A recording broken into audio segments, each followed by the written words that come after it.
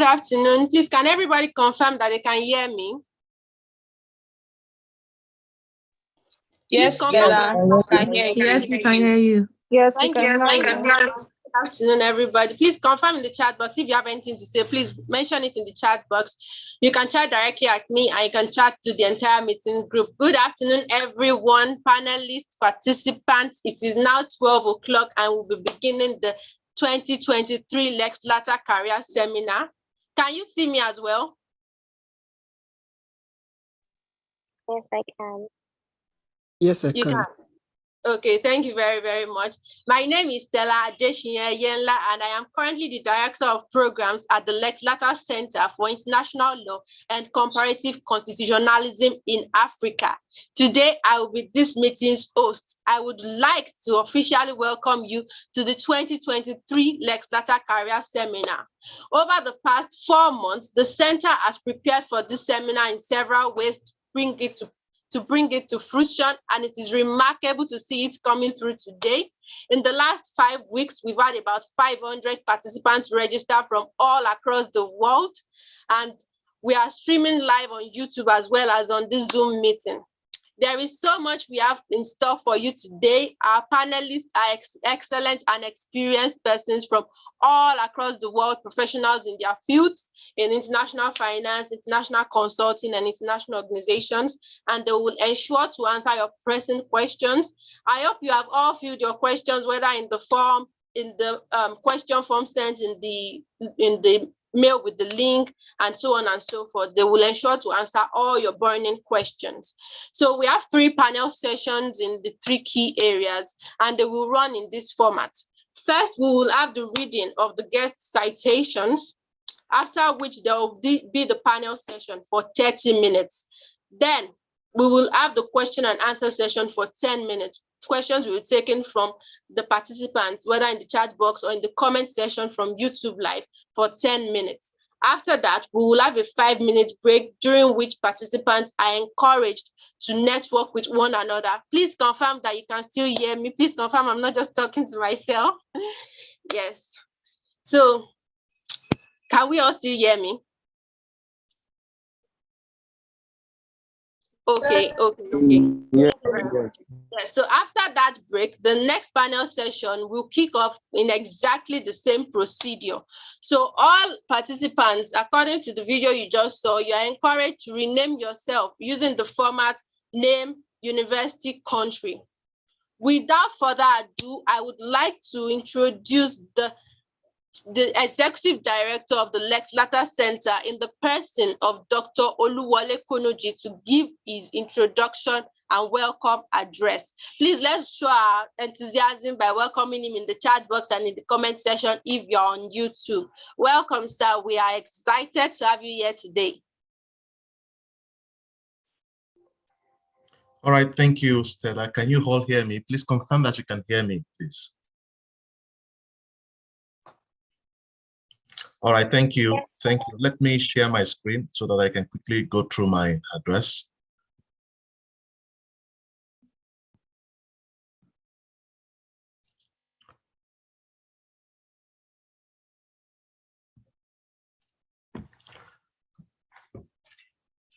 Can you all see my screen, please?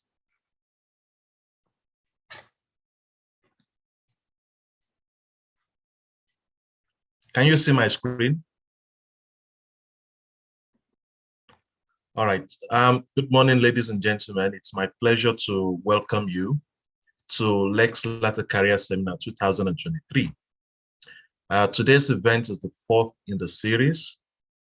Previous editions of the seminar were hugely successful, and we expect today's seminar to be no less successful considering the caliber of our guest speakers and the diversity of the audience. As some of you probably know, the Lex Lata Center for International Law and Comparative Constitutionalism in Africa is an organization established nearly 5 years ago to foster research and training in the fields of international and constitutional law in Africa. In the last 5 years, we have commissioned various research projects and provided standard training to several undergraduate and graduate students in these 2 fields. To carry out our work, we organize and facilitate a range of internships, research fellowships, conferences, workshops, and seminars. Our internship program for undergraduate students has been particularly popular, and we encourage students attending this particular event to apply for and take advantage of our internships. We have two of them. So there's the international law internship and the constitutional law internship. And we have two admission cycles for these internships. There's one in January, that's the international law internship. And the other one is in June. We just welcomed a new set of interns at the center, those that are taking the constitutional law internship. Admission to the internship program is usually very competitive and rigorous. We try to go for the best of the very best. Indeed, not less than 5 of our interns have graduated with first-class honors from various universities in the last 5 years. We have a graduate research fellowship program, which took off 2 years ago. This program has been very successful as well, and it remains the centerpiece of our work as a research organization. Our research fellows undertake independent research work on any topic of their choice in the fields of international and constitutional law. They do this with the support and guidance of the executive director and other senior research experts at the center. The next admission round for our research fellowship program is coming up in August, and we encourage fresh law graduates waiting to go to the law school, as well as young lawyers, to apply for this program and take advantage of the expertise available at the center to upskill and enhance their capacity for independent research. We'll continue to expand the scope and quality of our work over the next few years with the inclusion of a range of research-oriented specialist seminars, conferences, and workshops in our agenda. In the next few months, we also intend to vigorously launch our capacity building programs for policymakers and officials of public and private sector institutions. Today's career seminar is very unique, whereas previous editions of our career seminar focused on careers in law practice. Today's event has a new dimension in that it also features lawyers who are working and excelling in other fields outside core law practice. It's a testament to the fact that law is very dynamic indeed, and a background in law can actually prepare you for an excellent career in other fields. Today, most of our speakers are lawyers, but some of them work in fields as far-flung as strategy consulting, business consulting, management consulting, governance advisory, international finance, policy development, and international development, sorry. Such is the scope of the opportunities available to people with backgrounds in law. So let me seize this opportunity to sincerely thank all our speakers who have created time out of their very busy schedules to attend today's event and share with us what they have learned so far on their career journey. Special thanks to Afolake Olawuyi, Caleb Adebayo, Chiamaka Nwokolo, Otegbeye, Olamide Obaleke, Precious Akinkuolie, Bisola Babalola, Yohana Gadaffi, and Bola Kinshete. We are indeed very grateful. This is part of your contribution to nation building, and it is greatly appreciated. We believe that the sacrifice you're making today will be greatly rewarded. Thank you very much. It is true that I'm the head of Lex Lata, but there are people who work more than me to ensure that the center continues to deliver on its mandate and its mission. These people worked day and night behind the scenes to ensure the success of today's seminar. In this regard, I must give special thanks to Stella Adesina. Hearing from her, you'll be hearing from her throughout this event. Abigail Owolo, Ronke Akinpelu, Moniye Shola, Hester Olunloyo, and Precious Akinde. Together, they've worked tirelessly to put things in place and make adequate arrangements for this seminar. A big round of applause for them, a big virtual round of applause for them. Well done to you guys.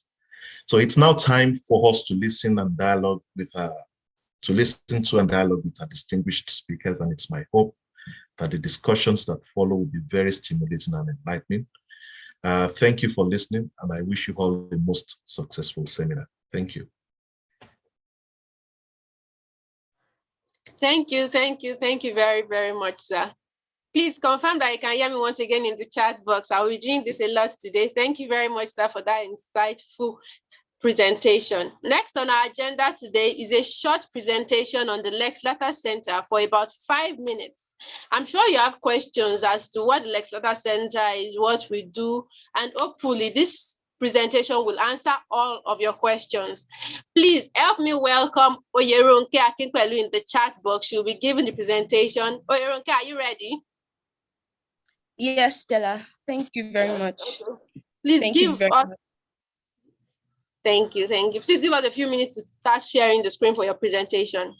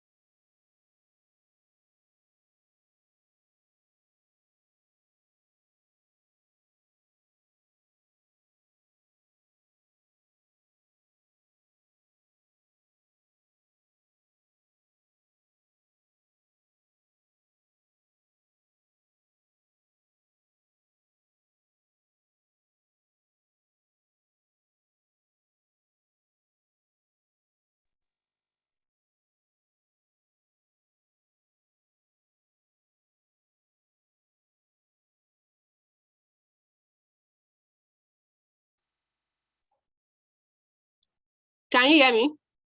Yes, I can hear you now. Yes, please. I said go ahead with your presentation. The screen sharing will catch up with you. Okay, all right. Good afternoon, everyone. My name is Akinkuolie, and I'm an intern at the Lex Lata Center for International Law and Comparative Constitutionalism. I'll be doing a short presentation on what the Lex Lata Center is all about. So the Lex Lata Center for International Law and Comparative Constitutionalism in Africa, a constituent unit of the Lex Lata Group, is a research, advocacy, and advisory organization dedicated to the progressive study and analysis of international law and constitutional law as these fields relate to Africa. In Lex Lata, we advise governments and international organizations on matters relating to international law, both private and public international law, justice, rule of law, human rights, constitutionalism, and democracy on the African continent. Our research and technical expertise spans the broad areas of both private and public international law, international development, democracy, human rights, constitutionalism, conflict prevention, crisis management, and peace building.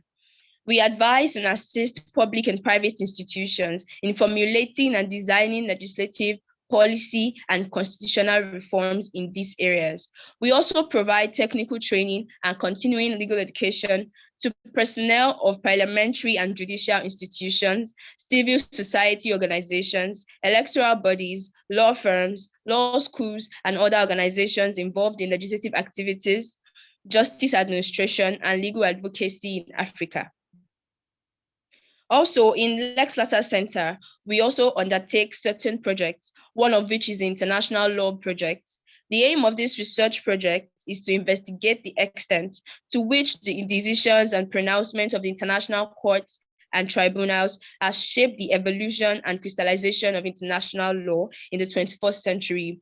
The project spans over a period of 4 years, that's from 2023 to 2027.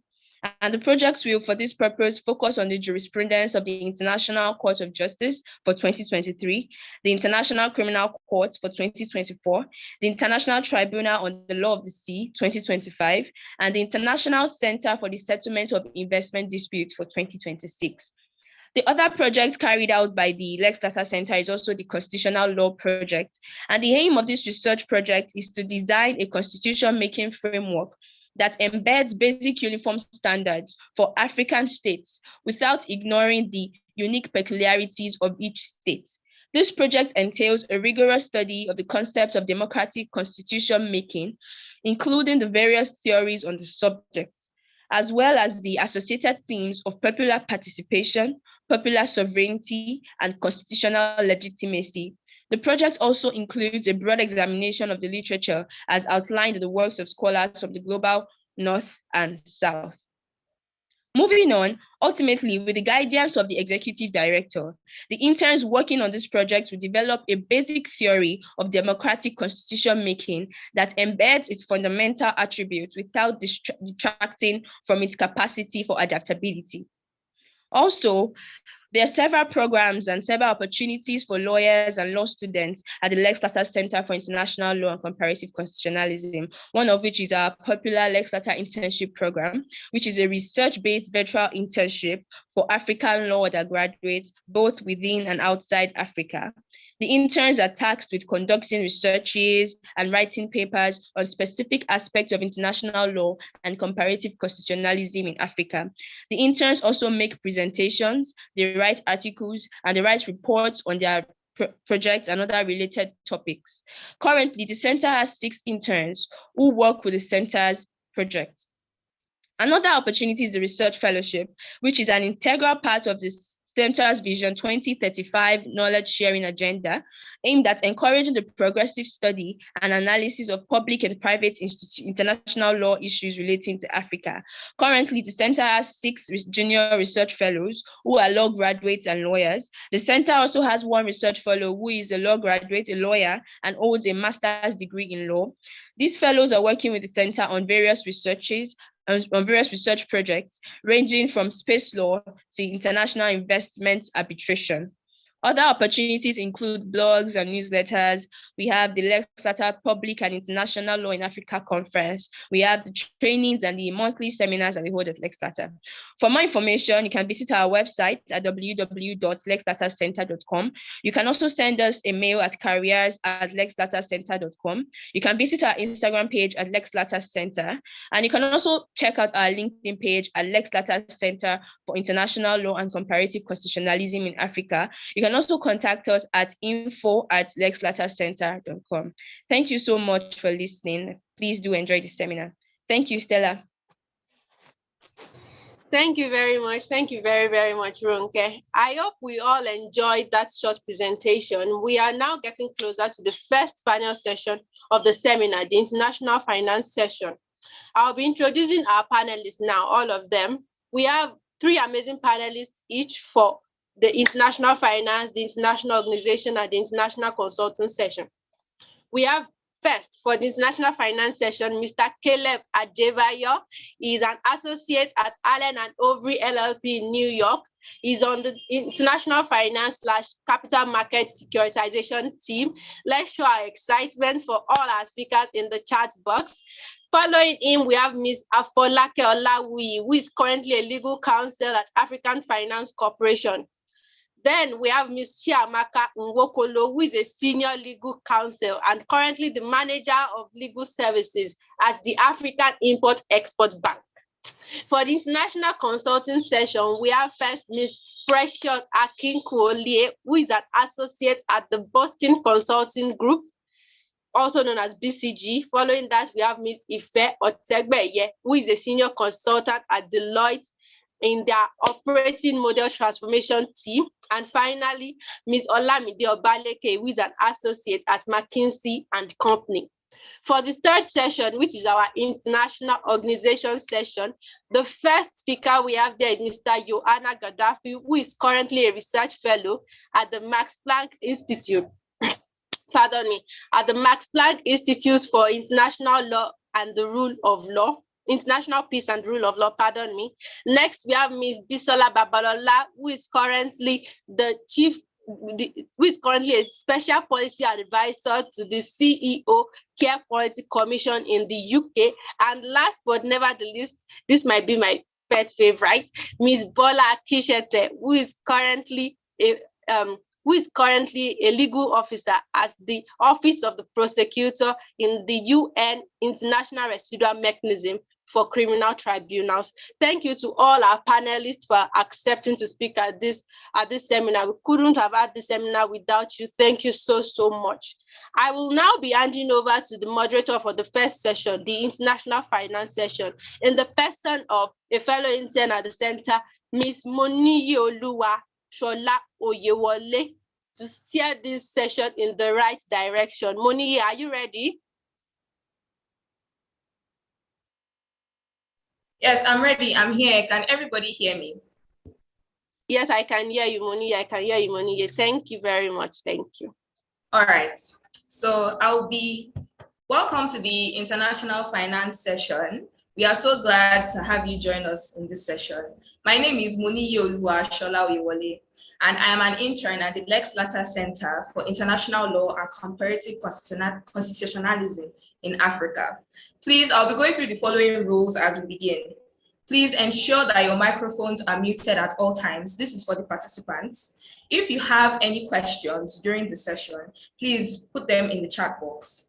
Rename yourself on Zoom by your name, your university, and country. And please turn on your cameras and interact. We'd love to see your lovely faces. So in no particular order, I'll be introducing our panelists for this session. I'll be starting with Mr. Caleb Adebayo. Mr. Caleb Adebayo currently works as an associate at the New York office of Allen & Overy LLP. His interests are the intersection of finance, capital markets securitization, environmental law, and clean energy. Mr. Caleb is an alumnus of New York University, where he was also the university student ambassador to the New York City Bar Association and the member of the NYCBA's Energy Committee. He is also an International Finance Corporation Fellow of the NYU's IFD Fellowship. Prior to his current role, he worked at Templars, Lagos, Nigeria, where he advised and structured deals at the intersection of energy and project, finance, and environmental law. He is also the founder of Earth Plus, an environmental non-profit organization delivering sustainable environmental solutions across Africa through policy influencing. In his spare time, Mr. Caleb writes and performs spoken word poetry, and he also plays the piano. He is happily married to his sweetheart, Uzoma. Ms. Afolake Olawuyi is a senior lawyer with 14 years of experience in different areas of legal practice. She is currently legal counsel at Africa Finance Corporation, AFC, a multilateral development finance institution and Africa's leading infrastructure solutions provider. She also acts as legal counsel to AFC Capital Partners, the third-party asset management subsidiary of AFC. Ms. Afolake has advised and led transactions involving corporate financing, project financing, private equity, structured financing, real estate, and hospitality across Africa, in Europe, and Asia. She's a seasoned company secretary, having acted in the past as company secretary to subsidiaries within the Asset of Resource Management, the ARM group. Last but not least, Ms. Chiamaka Nwokolo. Ms. Chiamaka Nwokolo is an experienced legal practitioner. She has extensive experience in development finance and investments, both in the private and public sector. She graduated from the University of Nigeria Nsukka as the overall best female student, and went on to graduate with a first class from the Nigerian Law School. In addition, she is an alumna of the prestigious New York University, where she obtained her master's degree in law.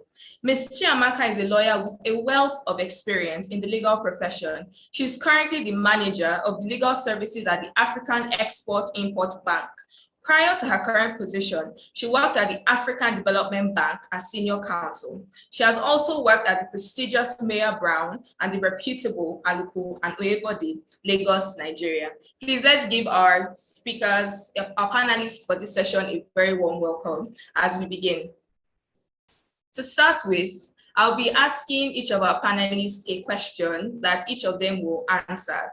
So the first question, I'll be starting with you, Mr. Caleb Adebayo. Considering your background in law, what motivated you to go into international finance? All right, thank you so much for your question, and thank you so much to everyone who's attending this today. I'm grateful, first of all, to the center and to Dr. Kuniji, who was my lecturer back at OAU and who I still fondly remember.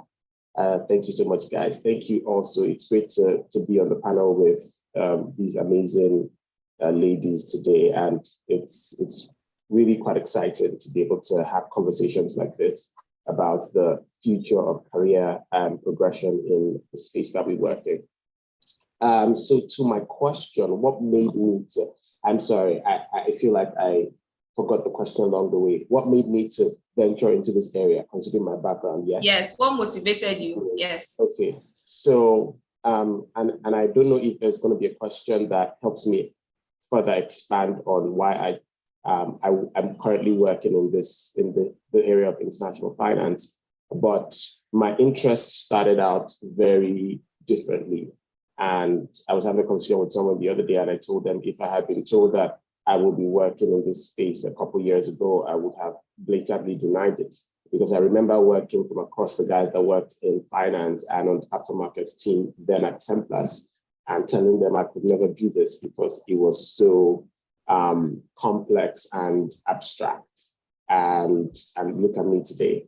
So my background was, I schooled at IFE OAU, and leaving school, I didn't quite know what I wanted to do. I knew that I was interested in environmental law, and I also knew that I was interested in litigation because I'd done a lot of mooting and mock trials. And then going into practice, I sort of followed in the footsteps of my mentor, who was working at a litigation firm, which I then joined. Now, from there, my interest began to form and crystallize a bit more. And then the intersections of energy and environmental law became very interesting and exciting for me. And I began to see why litigation wasn't really a path for me, because personally, I didn't think I was learning as much as I should be on that path. And then this was what led me to explore the intersections of energy and environmental law. I think shortly after, I came to realize that, especially when I then started working at an energy law firm the full service law firm in the energy law practice of that firm, I then realized that the scope of energy law significantly involved work in finance, and there was no escape in it. And so working at the firm then, I was working across the intersections of energy law, project finance for the most part, and a bit of corporate finance and environmental law. Now, having that intersection made me start understanding how finance was involved in energy projects and how these energy projects were very capital intensive. Now, also learning more about environmental law made me understand the process of the energy transition and how it was quite expensive. And one of the challenges for the energy transition, especially in this part of in Nigeria and the rest of the global South, was how do we fund this transition? And that realization then made me begin to see how international finance, or finance broadly, played an important role in energy projects. And I guess that was how I became more involved in doing deals that just intersected between energy and finance. I recall at some point working there, my partner at the time began to put me on more deals that had finance in them. And I was wondering why. I came here to be an energy projects lawyer, but then she made me understand that intersection a bit more. So moving on, I have come to do a master's at NYU in energy and environmental law. And then during one of my courses, I decided to explore in a paper we were writing. So we were asked to write a paper as an assessment for the course. And I decided to explore beyond what I had learned or done in the past. So I had done, recall I say I had done corporate finance, I had done project finance, but I'd never done structured finance, which was another entirely interesting area of law. And so my research delved into this area, and I realized it was fantastic. It was the first time I was doing it. It was something I had never ventured into before. It was a new area, but I did write that paper, and in fact, it was an A paper. Now, writing that paper, I had no idea that I was going to go down this career path. For me, it was just me exploring this new area of law. And it then happened, and I mean, if I do have the time, I get that question, I can then explain how it led me to get my job. But essentially, my answer to that question is that my interests have always been very dynamic, however, always connected. there's always been a bigger picture. So for me, writing that paper, the paper was around how to use what I do currently, which is structured finance or securitization, to finance the energy transition in Africa. So it wasn't at all disconnected from what I had been doing all the while. It was just that I was seeing this whole new area of finance that could do a lot in the country and in fact the continent I come from. All right, sir. Thank you so very much, sir, for that extensive answer. So it was your dynamic interests and your very transparent and open approach that allowed you to be able to delve into this part of international finance. Did I get that right, sir? Absolutely. All right. So to Ms. Afolake Olawuyi, please, considering your background in law, it's the same question. What motivated you to go into international finance?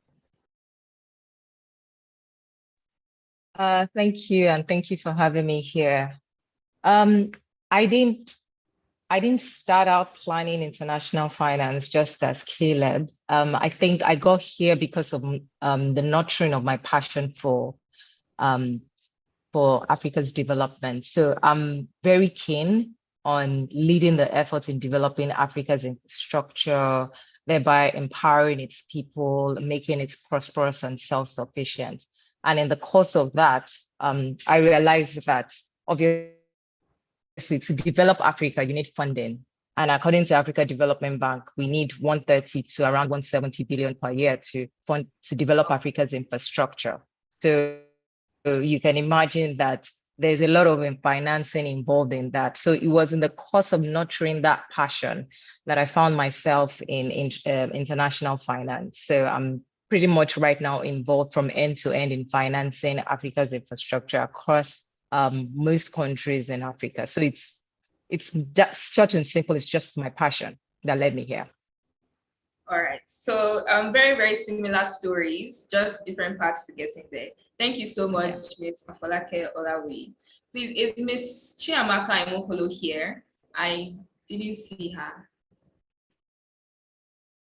Ms. Chiamaka Nwokolo.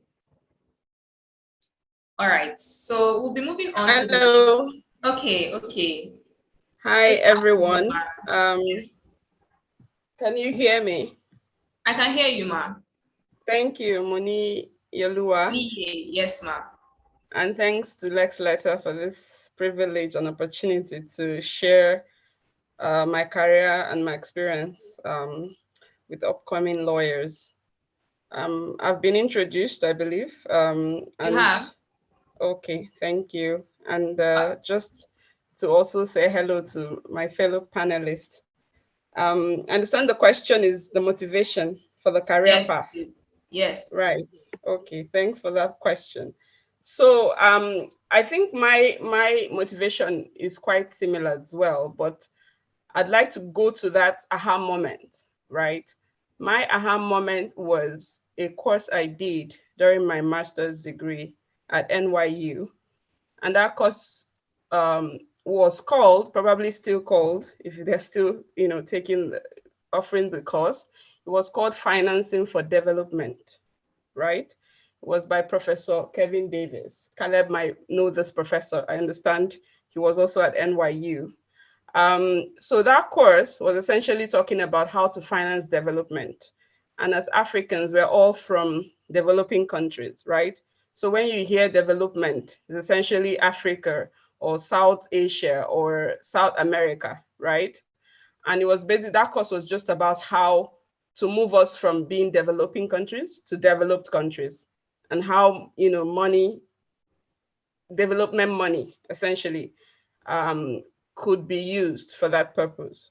So I did that course, but prior to doing that course, I started my career as an internship at Alukanoye Bode, one of the top law firms in Lagos, where I did intellectual property, I did litigation, and then I ended up in corporate law, business law, finance practice in the same law firm within a space of 4 years.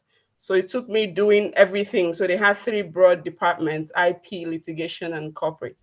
So I did all 3 just so that I could see where I fit in. So that process helped me understand that I preferred corporate, but I did do all the others, right? And I did that before I went on to do my master's. So international finance obviously is different from finance. So the finance that was being practiced in our Alukanoi body is a bit different from what we're doing where we are currently in international development, which involves, financing from one country to another country, and all of the laws and regulations that you meet in that process to potentially achieve, that financing and ultimately development.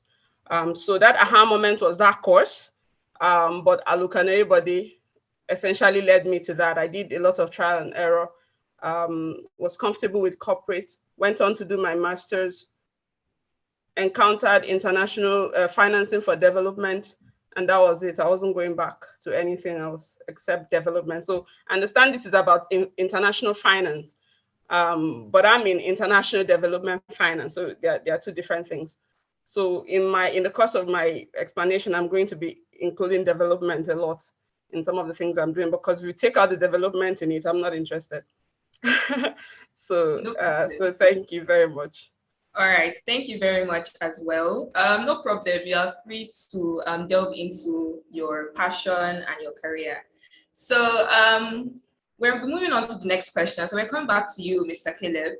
And you said a lot about how you were able to finally settle in international finance. So there are many students here, including myself, who are interested in international finance. And you did give us a brief background, but we might also want to know how we can become viable candidates in this career path as students or undergraduates. Okay, thanks for that question. So I think the path to international finance as a lawyer is, for the most part, the path to any other area of law. I think generally there are things that a lawyer is required to have and to start building from, either starting as a student or starting as a young lawyer. And one of the first things include your quest for knowledge, your curiosity, being open-minded and deciding to learn as much as you can. I think one thing that resonates across the stories of the three people on this panel from the first question is that each of them, or each of us, was learning at every point, had access to learn different areas of law, and then began to forge a path based on our passion, our interest, or something that caught our attention along the way. And so the first thing is have an open mind to learning and actually learn. And I think that there is no better time for learning than in the world that we live in today. A couple decades ago, some of those who went through school did not have the opportunity to learn as much, did not have the opportunity to gain as much knowledge or have the breadth of knowledge exposed to them. But the beautiful thing about learning today is that beyond what you're taught within the four walls of a classroom, at your fingertips, literally, you can access all sort of information and become a better person at what you're doing. So whether it has to do with taking courses online or just watching YouTube videos, which have become an amazing resource that requires nothing most times but your data. And so spending time to learn about the areas that you think you're interested in. The advice I recall giving a number of students a couple of times is that you can, if you're not even sure of the area of what you're interested in, broadly look at a number of areas. And you can always find that online and say, you know what, I'm going to check out these areas as a student and find out what these areas are about. And I'll commit to doing one area for 2 weeks or a month. And in that 2 weeks or a month, of course, you cannot know everything about it, but what you're doing is that you're researching into it, you're reading about it, you're finding materials online that are easy to understand. You're doing Google searches that say, ABC of this area of law, or simple explanation of this area of law. You're going to websites that typically track and explain these things. You're speaking to people within your network and asking them, hi, my name is this. I have been following you for a bit. You're in this area of law, which is an area that I'm currently exploring. And I would like to have a chat with you to find out what exactly you do, what a day in life in your work is like, and what you needed to do to get there.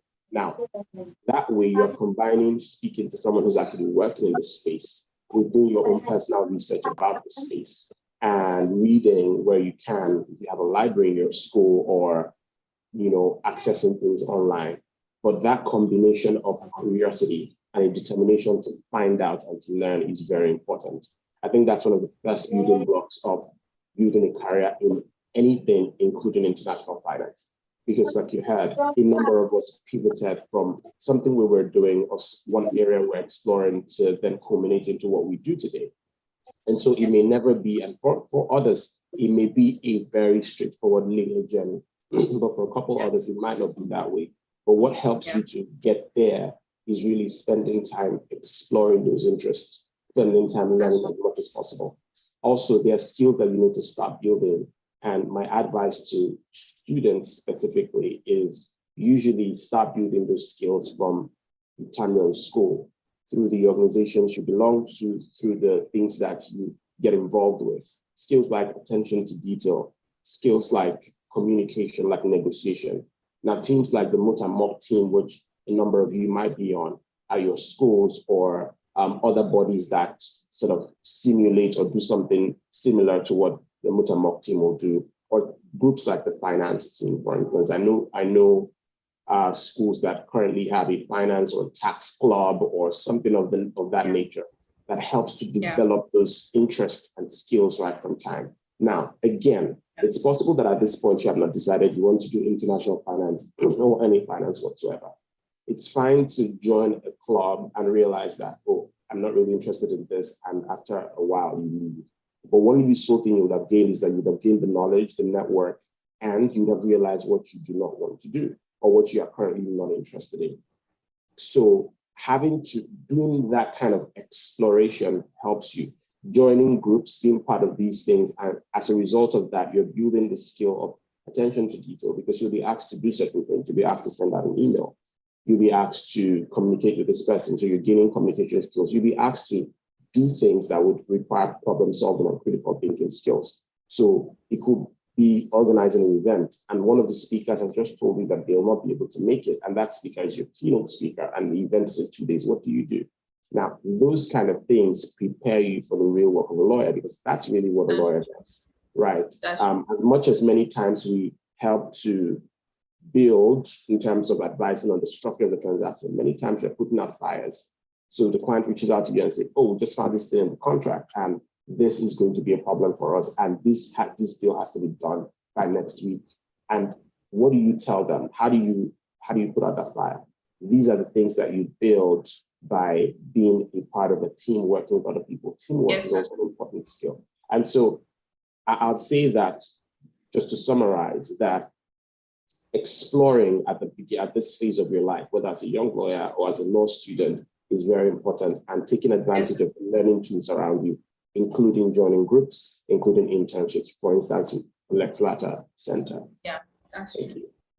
All right, thank you so much, sir. So to have like a brief recap, you should be curious. You should ensure that in school, wherever you can participate, you should participate. You should read up on a lot of things, and if possible, reach out to people that are where you aim to be. So to Ms. Afolake Olawuyi, your question is there are different career opportunities, even from what one of our other panelists said, that she's in international development finance. So a myriad of career opportunities in international finance. So what are some of the career opportunities for law students interested in a career in international finance?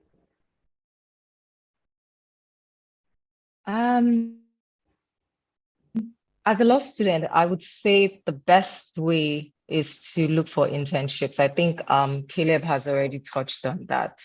How you look for internship is to first of all look for the kind of organizations that you would like to work. As Caleb also said, you have more access and easier access to information than we did back when we were in school. So find out, go online, find out these 5 kinds of organizations you would like to work in, reach out to them, If you can't reach out to them via the contact on their website, go on LinkedIn, look for people there that work there, or find mutual connections that can connect you, or even just by yourself, send emails to them, attend events where you can network, all in the bid to look for opportunities to get into internship slots at these places. It's that's the easiest way. And in looking for internship slots, most organizations may say, some organizations rather, may say they don't have internship slots. Then just tell them that you would like to be of service one way or the other for free. Because as a student, you are at a time where getting knowledge any way possible is the most important thing to you. And practical knowledge experience is everything. Getting there, obviously, you're not going to be put on deals and told to read agreements, but just being at meetings, taking minutes of meetings, listening to the conversations that are being had is a way for you to develop your skill and even just find out if you are really even interested in this space. Because I must say that, you know, when people say international finance, it sounds very sophisticated. It sounds very exciting because we travel a lot. You know, we deal with people in different parts of the world. I do transactions in Asia. I do transactions all over. I don't think there's any continent yet, probably except Latin America, that I haven't done transactions in. And so when people hear that, it sounds very exciting, but it's a lot of work. And being there on ground, having that internship experience will let you know whether it is something that you are really interested in. Yeah. All right, thank you so much, Ms. Afolake. So for students out there that are here listening, I hope that you took one or two things from what she said. Then, so Ms. Chiamaka, are you there? Can you hear me? Yes, I can hear you. Go on. All right, thank you. So, Ms. Chiamaka, you mentioned being in international development finance. So for law students especially, how do you think that we should come to a point where we can center on what we want to do within international finance? There are different things different areas in international finance. So what would be your advice for someone that is already interested and looking for where to settle down in international finance? So the question is, I'd like to repeat the question so that I'm certain. So the question is, how will a student know what part of international finance they should focus on? Is that the question? Yes, that's the question. Okay. So I'm going to touch a little bit on, you know, what you can do to get here. Which is something that may not have been touched on. So I wanted to say, do well in school, right? Do well in school. Usually first class, 2-1, those are really good grades. Have a really good grade, right? Sometimes when you're just starting off, you might get distracted, you know. I mean, some people are able to do clubs and every other thing they do in school, on the side, and still be able to do well in school. But doing well in school should be number one priority. Every other thing should be an addition. Anything that would affect your doing well or getting good grades in school should actually be second in your priorities while you are in school, right? So I just thought I should bring that. That's very important, because once you do well in school, there are very few people who would have the kind of profile that you have, so that sets you apart in general, right? When you're trying to work at places like the World Bank and IMF or Afreximbank or African Finance Corporation, at least when they see your CV and they see that, you know, when you were starting, you did well, that gives them an idea of who you are as a person, right? They will make that assumption once they see how well you did in school. So I just thought that needs to be said. All right. Then in terms of how to determine what you want to do, I think it's important that you, personally, I appreciate that I didn't go straight into international finance or international development finance, which I would use them interchangeably. I didn't go straight. So I started off in a law firm in Lagos, right, where I was doing perhaps what you might call, just finance, right?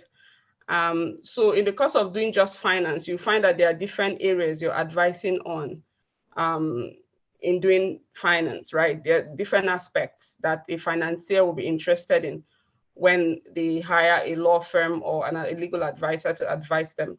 In the course of doing that, advising on different areas, labor law, insurance law, banking law, right?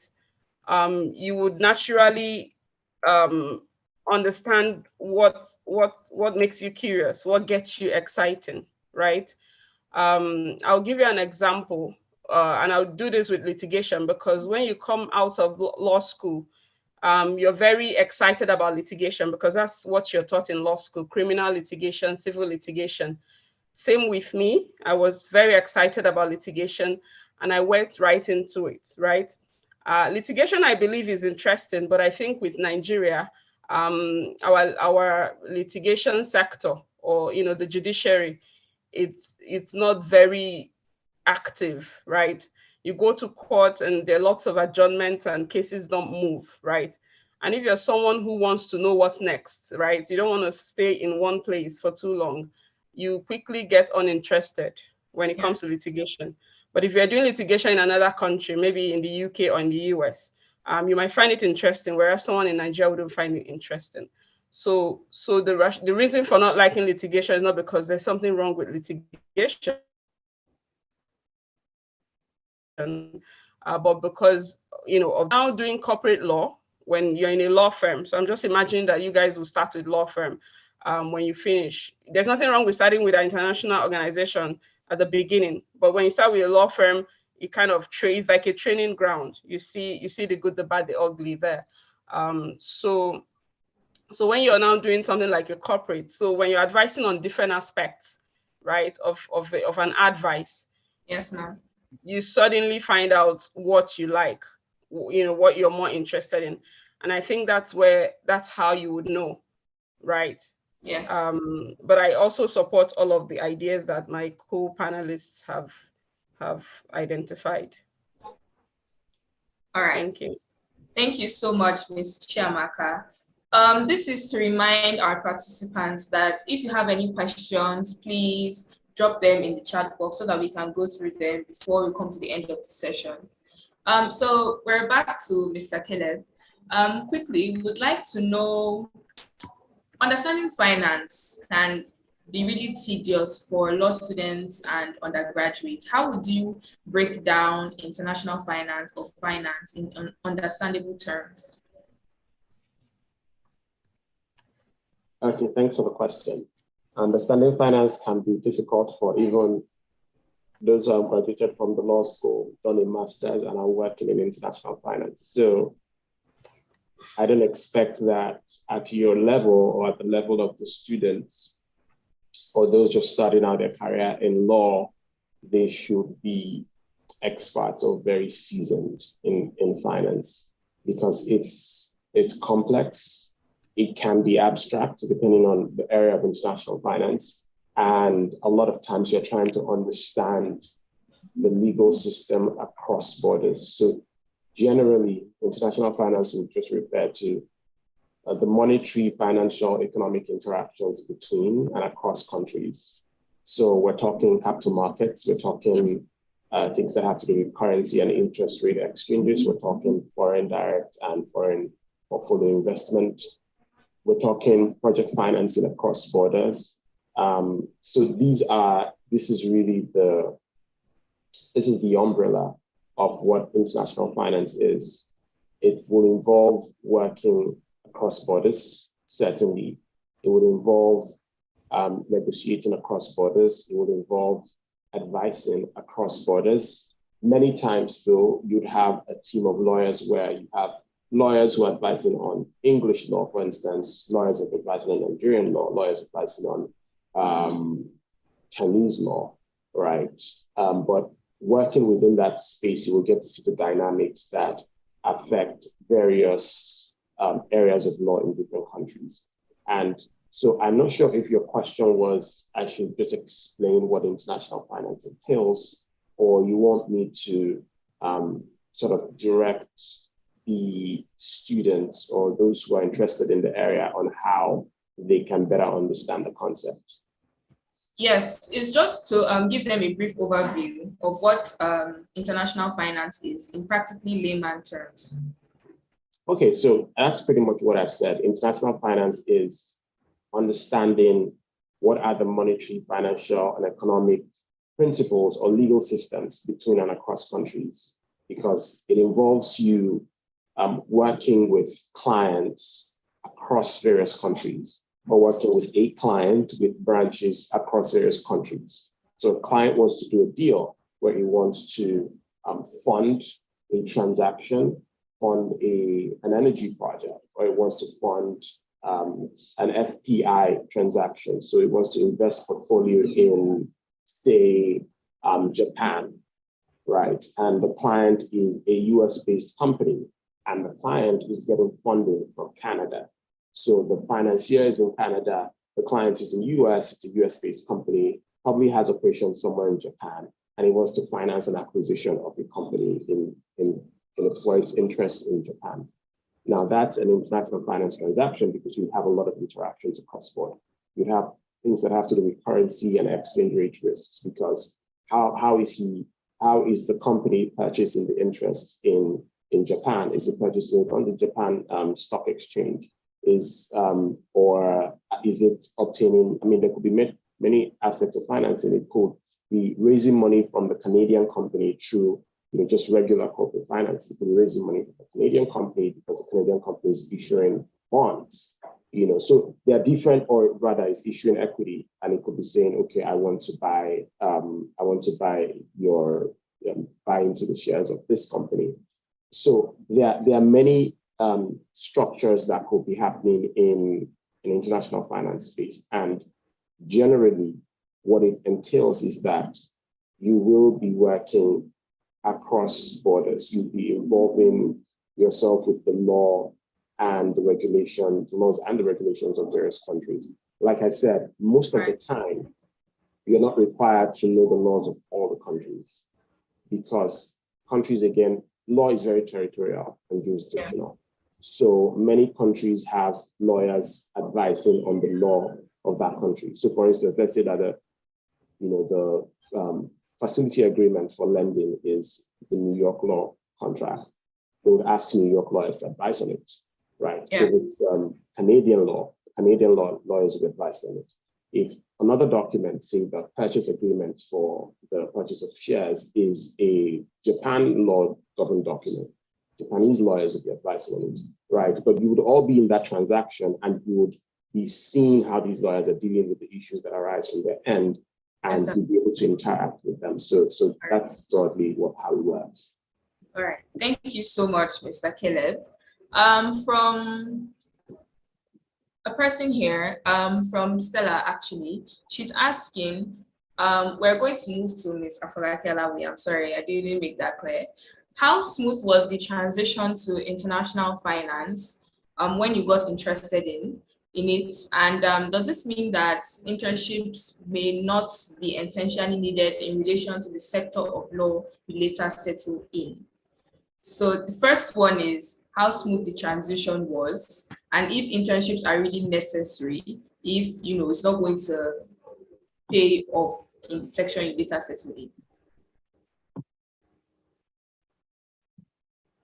So how smooth was the transition? It wasn't smooth. Typically, these kinds of organizations require people that have international education, you have high grades, you have series of qualifications and memberships in different professional institutions. But I took a different path. I came out with a 2-2 in university. I came out with a 2-2 in law school. I don't have a master's, and I'm not part of any professional organization. The path I took was a path of experience. So everything that I know, I learned it on the job. Everyone's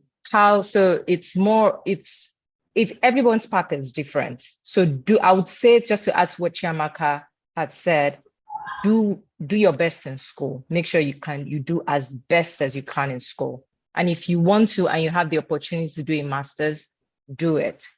But don't stop learning. And that's how I landed on my path. I just used the experience to get there. I didn't start, my first job was in a law firm, a litigation firm. Unlike Chiamaka, I wasn't even interested in litigation, but that's where I found myself from NYSC. So and then from litigation, I moved to a law firm in Lagos, a real estate development firm. And then I moved to the ARM Group, an asset management firm that's dealt with pensions, insurance, investment management, securities, and all that.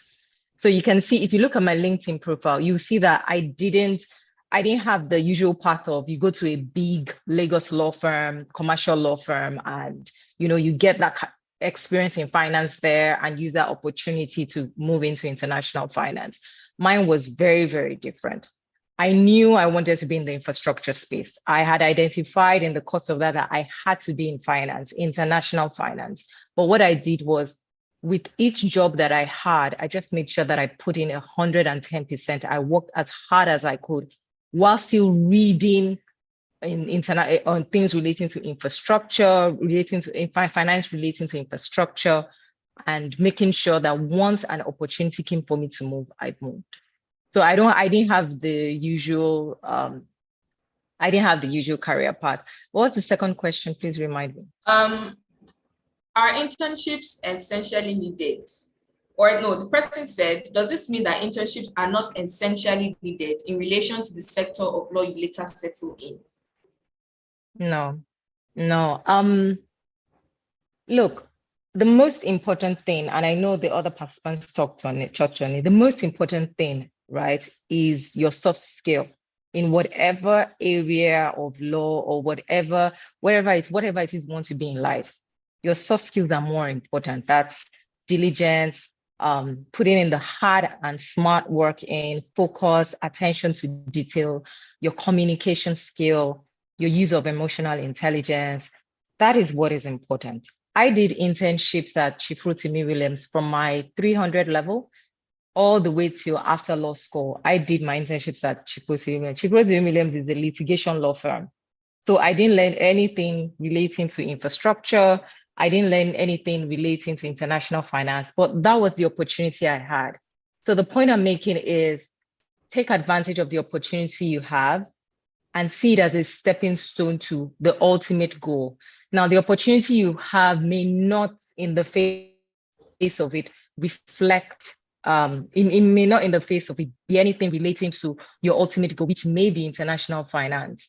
But if you look at it in hindsight, the opportunity that you utilized at that point in time would have helped you to get your ultimate goal. So for example, Chief Rotimi Williams, it was litigation, but I was doing a lot of research. In fact, my office was the library of Chief Rotimi Williams. All the lawyers there would just bombard me with, okay, go and find out about this, go and find out about this, write about this, write about that. That was what helped me to develop that skill of research, and which is what is helping me even today, because even right now as a lawyer, I make sure every day I'm reading at least one article if I have the opportunity to, in whatever kind of transaction. So if I'm doing transactions relating to asset financing or structured financing, or I'm involved in, I don't know, whatever it is, I just make sure I read an article relating to it to just help me, because you have to keep reading. So the internship, if you have the opportunity, whatever kind of law firm it is, just go for it, because it's exposing you to the legal world, it's exposing you to the to just how what it means to be a lawyer and what it means to work in an office environment. All right, thank you so much. So that's the person that asked the question. I hope that your question was answered. And to Ms. Chiamaka, we have one more question, which is, for a law student intending to embark on a career in international finance, how can one get into a top law firm or organization, like the one you work at, for instance? Ms. Chiamaka, can you hear me? Yes, now I can. Thank you very much for the question. And thanks to the participant who asked the question. So, I had started, it's good that we all have different parts here, Caleb, you know, and, and the other panelists, Afolake, so that everyone can sort of glean from what our experiences have looked like. So I suppose the reason why I emphasized on doing well in school was because that's what I think helped me, okay? I think doing well in school helped me.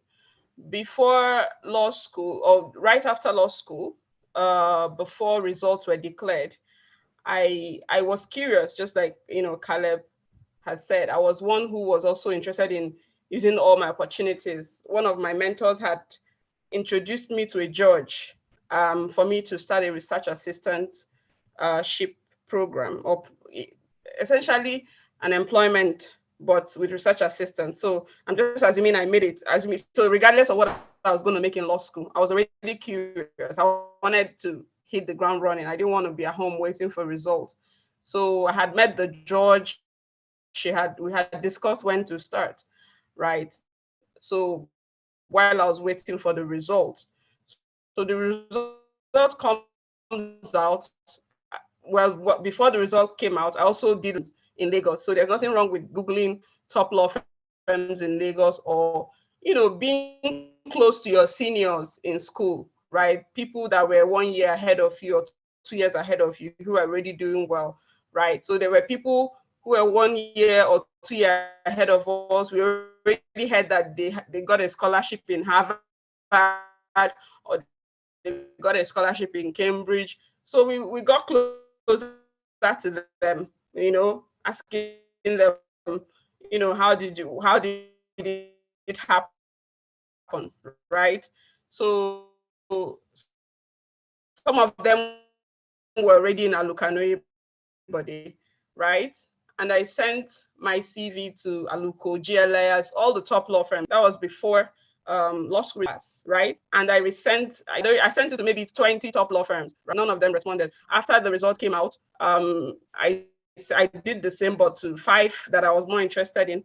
I was still on my way. I think it was Obaleke at the time. I was still in Obaleke about to enter the bus. I got a call.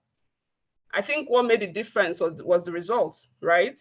I got a call, and then I was asked to come back the next day.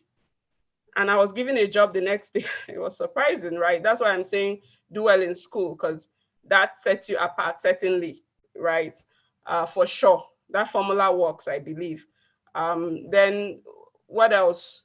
So, but then remember, I was curious enough to connect with my senior who had made a first class, who was on his way to Harvard and all of that, who had connected me with a judge, right? So my path could have still led me to a judge, right? Research assistant, maybe I'll become a clerk, maybe I'll become a judge, or maybe I'll get a scholarship because, international schools are also interested in research candidates, right? So if you're a research assistant to a judge, they would definitely be interested in you. So I think number one is doing well in school, right? That was my path. But from what I've seen as well around people, colleagues around me, I think some of them set themselves apart. So I think the most important thing is to set yourself apart with something, right?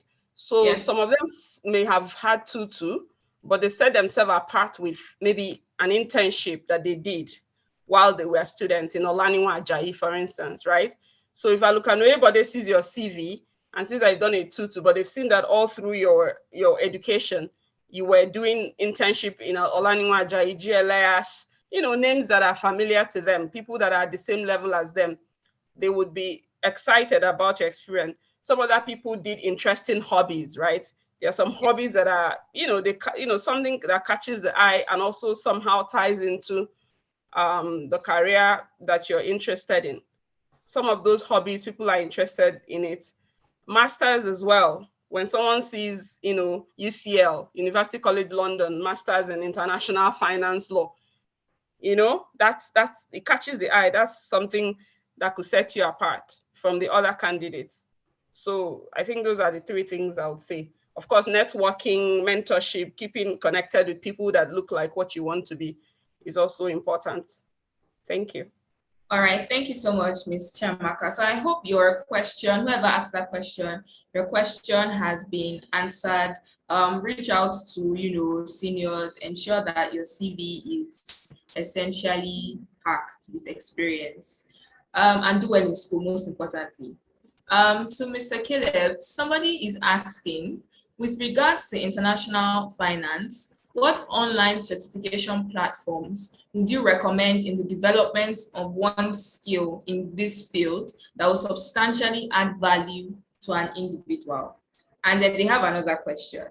And how receptive is the international field for Nigerians to the international finance sector? And what requirements, other than one's CGPA, would they also look out for before hired for an internship? So I can always go by them. There are two questions. Sir, you're muted, so cannot hear you. Oh yeah, sorry. With respect to the question of CGPA and what people are looking out for, I think Chiamaka and I think Chiamaka to a large extent covered it when she spoke. And so I wouldn't want to go over it again. And I think, both people who have spoken on my panel have expanded on their paths. And that's one thing I want everyone, because I sort of note that there are a lot of questions around, the pathway to getting to that point of working in international finance. And, what you have to do, CGPA, internships. Now, in many cases, people have the different paths that take them to where they are. I think the most important thing is that they arrive and they arrive well. Now, it could be a combination of things for you, or it could be just a few things, or it could be one key thing. But one thing I'll say is do not disregard any aspect of it. Now, for some of you, you're at the point where, and I know those questions when I see them or when I hear them, you're at the point where the CGPA journey for you is almost over. It's like, I need redemption. Right now, I cannot go back on that CGPA. It is what it is, no matter how hard I try in the last semester. And you just need to understand if there's any other way. And I tell you, there are other ways. I can assure you of that. You just heard the story shared by my co-panelist about her own path, 14 years in working in the field. And she tells you how that her results were not what did it for her, but she began to intentionally, and I know something that she said, intentionally learn, intentionally build herself towards where she is today, right? So I think the most important thing in this whole thing, and this takes me to answer the question about certifications, because I've seen that question again, maybe from about 2 people, is the knowledge is the most important thing. Now, for lawyers, we hardly have, except for specialized fields like intellectual property, tax, and all of that, we hardly are required to have certifications in working in certain areas of law, right? Yes, some lawyers do end up getting CFA or certificate in public accounting, but you don't quite need it to work in international finance if you want it. I mean, that's great, right? It makes you understand the field even better. It's an amazing thing to do. But the most important thing you're required to do is pass the bar of whatever country or jurisdiction you're practicing in. And once you've done that, it's then for you to build yourself. Trust me, the client is more interested in what you know and how you're able to solve their problem than the certificate you have on your LinkedIn or the 3-letter syllable words that you have, after your name. The most important thing is how can you help solve our legal problem? So you want to be that person that, and also, these are an add-on to those who are on great CGPAs, and that's amazing because it gets you the foot in the door. But it doesn't keep you in the room. I can promise you that. Because what happens is after the first year or first 2 years of your degree, of earning your degree, they begin to ask, what else do you have to offer? Okay, yes, we've got you here because you're a high flyer. Is this how high flyers do?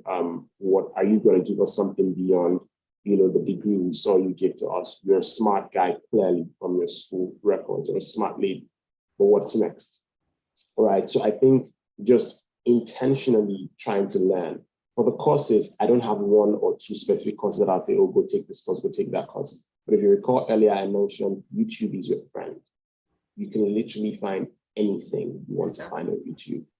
Google it in variations. I do this a lot. I'll have like 20 tabs open and I'm Googling the same thing in variations. So somehow I would have the most important document or the most important resources on that thing must come out of those 20 tabs. Yes, you have data, you have time, you have the internet available to you, use it. Now, Coursera is a very popular place for taking courses. If you really are looking for courses, good, then you find something in international finance.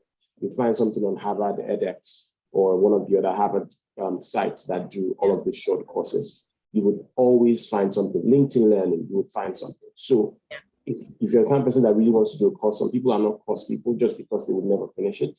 Not because they don't like learning, but it's really not their thing, right? Other people would learn through watching a YouTube video. Other people would learn through a podcast, walking on the road, walking to the train, walking to the bus, taking a stroll to the office, to school, whatever. At the time when your lecturer is not in class, you put on your podcast and you're listening and learning and growing. And for some other people, it is reading the hard copy document or reading the soft copy document and making notations and marking. So however your learning happens, learn. That's the most important thing. Beyond the certification, I promise you, it is more than the certification. It's more than saying, I just completed a course in this, and then you get like 50 likes and celebrations and all of these things on LinkedIn, and then you're like, yes, I did this. No, it is what have you learned and how can you apply it to a real life scenario, right? I think that was me answering some part of the question, but I don't think I answered all. If you could tell me the part I didn't answer. I think you answered it, sir. Both. Okay. You answered both in one.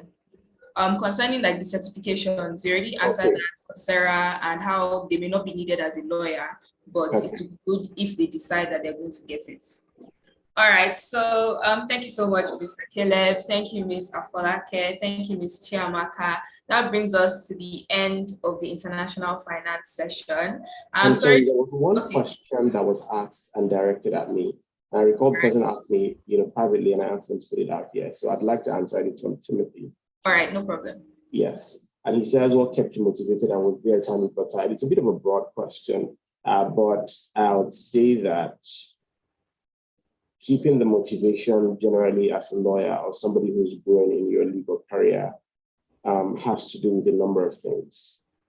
First, of course, for me, I'm a Christian, and so just trusting in God and relying on what your faith has to offer is a standard and significant motivation. At least it was and has always been for me. I'd say secondly, hearing the stories of people. It can be so powerful that often I wonder why we underestimate it. Literally going to an award ceremony of Metropolitan Black lawyers here in the US and listening to the stories of those who had won that told you, when I started out, I didn't think I would be like this. These were the things I was facing. These were the things my supervisors were telling me, but this person believed in me. And 20 years down the line, I'm getting this award for, the best lawyer in New York City or something like that.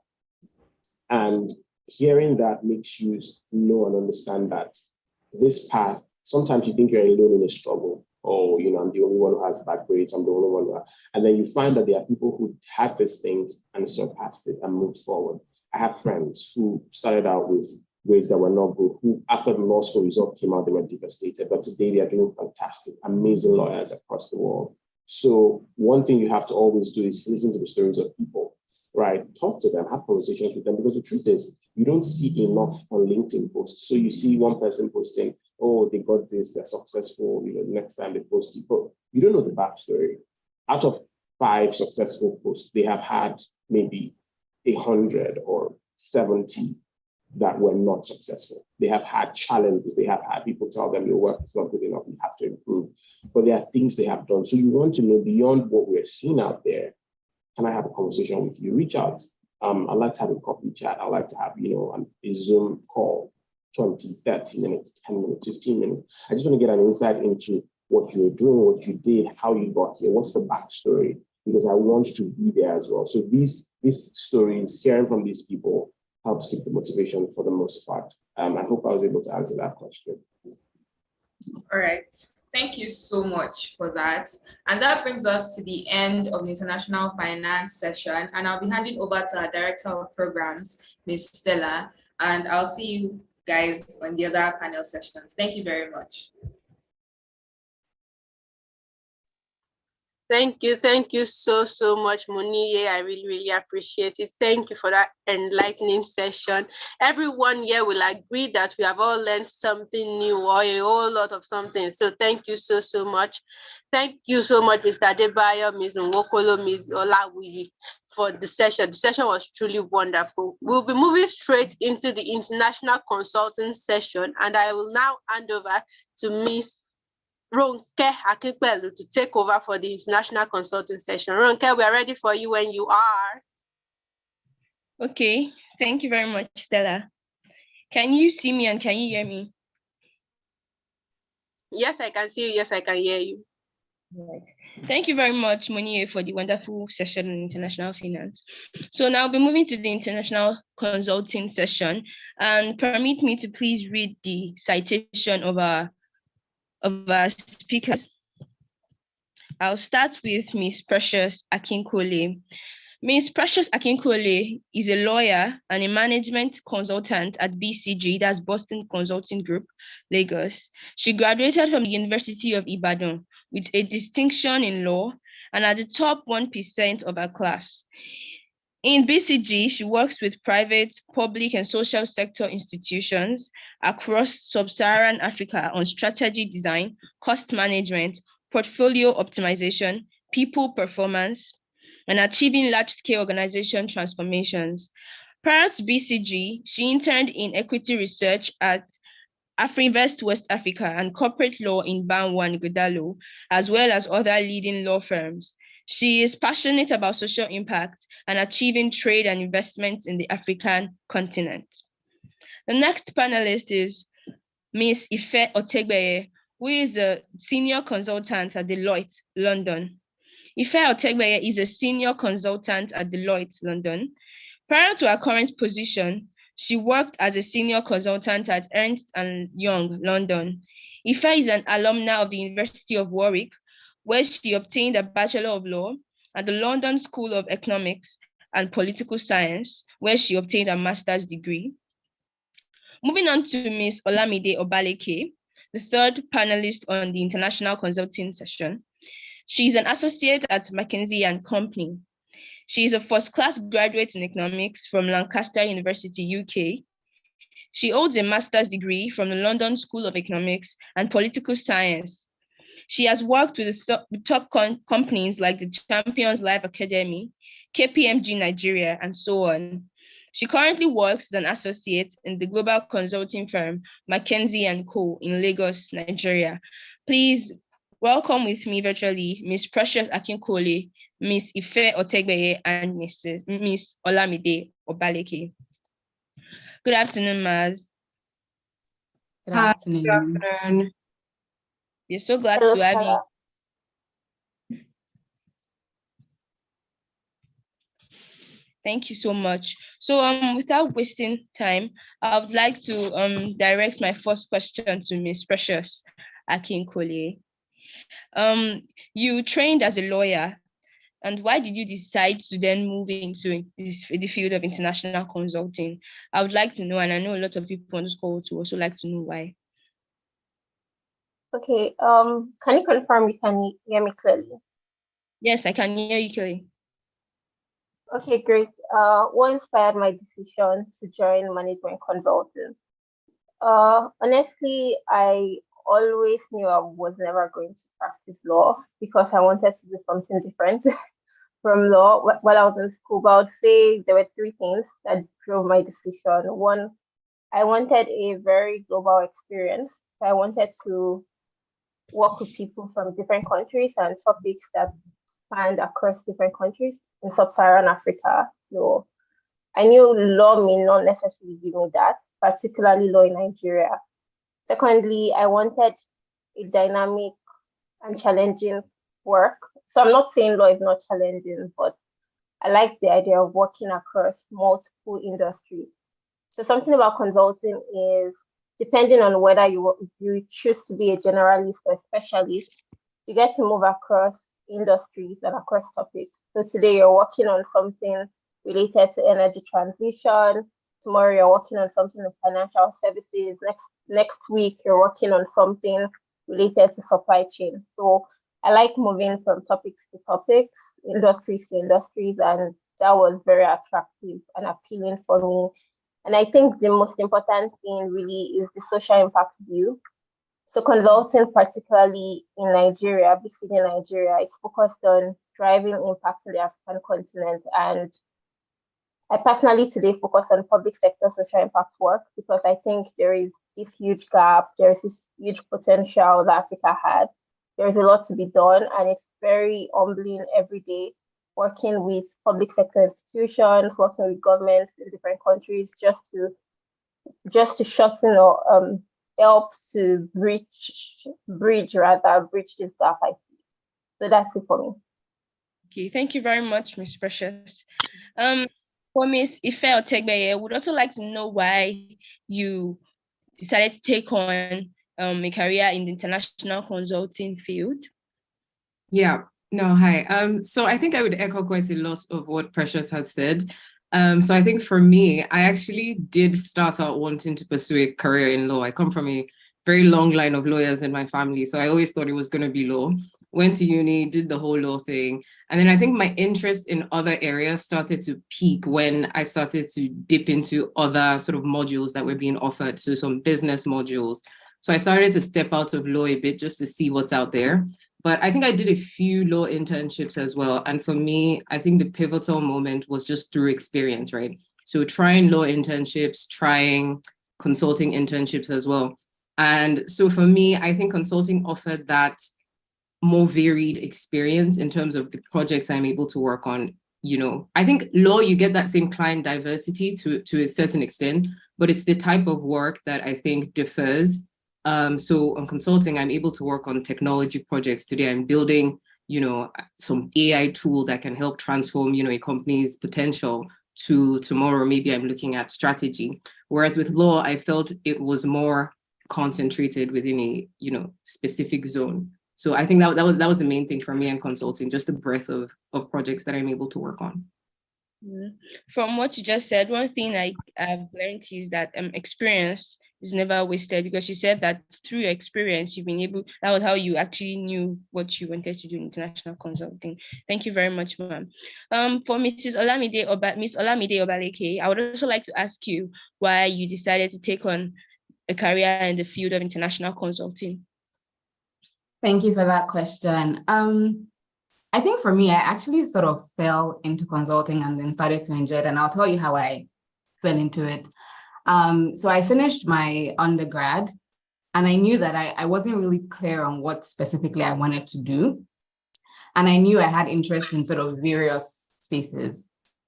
And so I then started to sort of know about consulting. I was like, okay, this seems like an area where I can get to do many different things.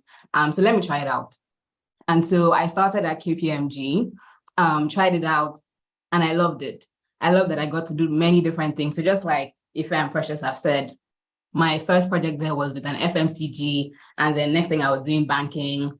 So it really afforded me that opportunity to experience different industries. But I think the second thing for me that I was very big on is I wanted a career where I could have very exponential growth. And I think consulting was that for me. So in the current firm that I work at, you sort of are progressing every 2 years, right? And so I wanted a career that helped me to progress really quickly and where I could also learn things really quickly. It's a very steep learning curve with consulting, and I wanted something that would constantly challenge me. And so that was really the two main things and reasons why I decided to sort of choose consulting as a career. Thank you so much, ma'am. To the participants, I hope you are jotting down and learning from this. Okay, to the next question. The next question is directed at Ms. Olamide Obaleke too. How should a law student and even young lawyers, how should they prepare for a career in the field of international consulting? What would you advise them to do and what not to do? Thank you for that question. So I don't come from a background of law, unlike Ife and Precious.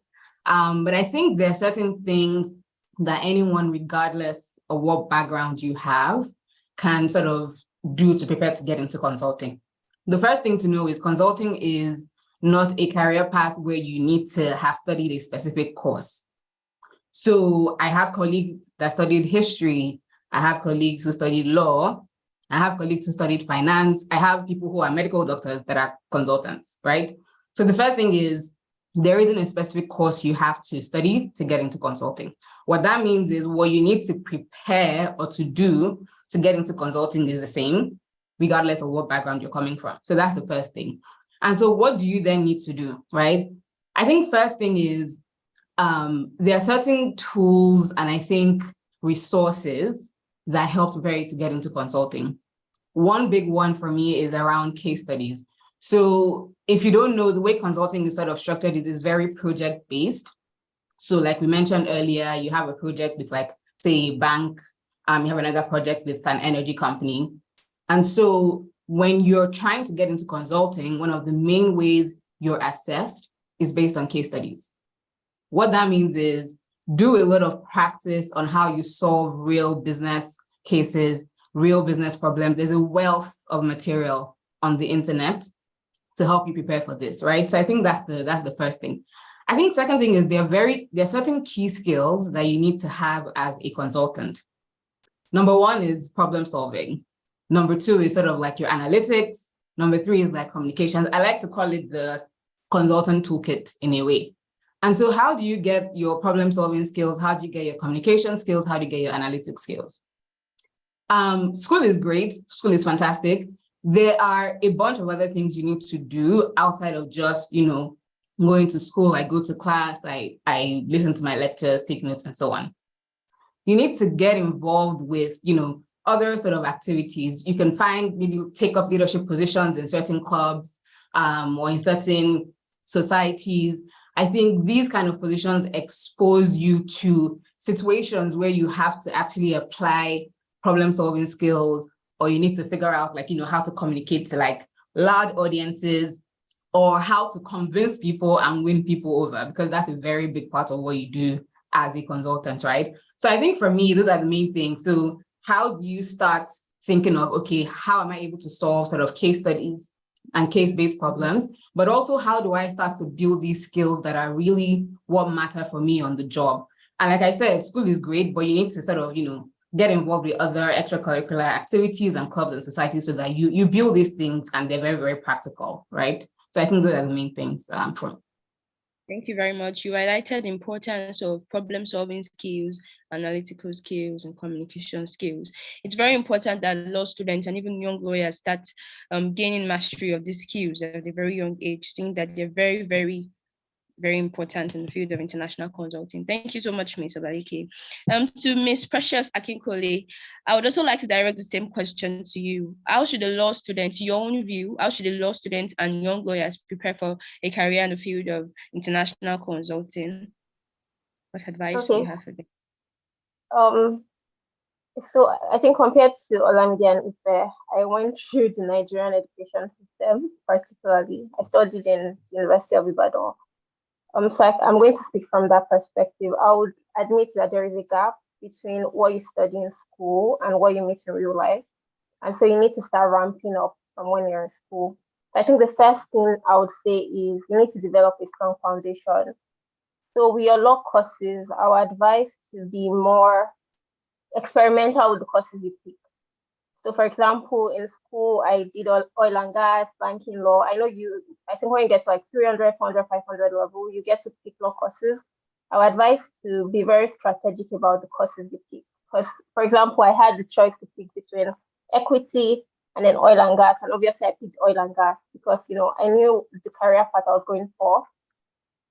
I must admit that oil and gas law is not the same thing as, practicing oil and gas strategy consulting, etc. But still, you get to ramp up on the sector. You learn about what upstream is, downstream is, etc. So I'll say, from a foundational point of view, be strategic about the courses you pick.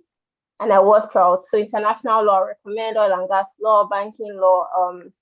I can't remember most of these things, but yes, be strategic about the courses you pick. If you know you want to switch out of law, then why are you picking family law instead of something more, diverse? Yeah, exactly. Second thing is you have to gain your business acumen. If we're being honest, if you look at your law courses, you don't really do economics, you don't do finance. I think we have to do only like philosophy and psychology and some, which are cool courses, but would not really help. So what I would advise you to do is take courses online. be very open to taking some of these cool courses. I can't remember their names right now, but I know if I see some cool World Bank courses on some cool topics, I will just take it and then put the stuff on your LinkedIn. I think it's really cool to do that. I also think you need to start reading business reports. So sign up to Bloomberg, sign up to some of this The Economist, exactly. So Bloomberg, The Economist, etc. So if you check my old email right now, I still get emails every day that I still read today. So you know what's going on in this industry. If you see a topic you don't know, you read up on it. So you know, over the course of your undergraduate days, you're building up this capacity that will come up later. Then the next is build up your analytical and problem solving skills. So I'm going to be honest with you. You need to know quant. And I know as a law student, the moment you enter 100 level, you don't do anything math anymore, but you need those skills. So for me, I was very conscious about it. This is super basic, but it worked for me. I downloaded I used to have like some really cool apps. I think one is called Elevation or something. I'll have to check my phone. And then they had like some math challenges. So I wanted to make sure my math was still good, my mental math, my ability to do fractions. So every day, 10 minutes, 5 minutes, I'll be doing these things. And so when the time came to solve the case interviews Olamide is talking about, I already had my quant skills still fine. In addition to this competition, beyond your regular Mutamot competitions, I would say expand to some of these CFA competitions, etc. I don't know for other schools, but I know in UI, we had law students who would go for GMC, Global Management Challenge, etc. So the reason I say this is I did a lot of these things in school, and I was working with students from economics, statistics, etc.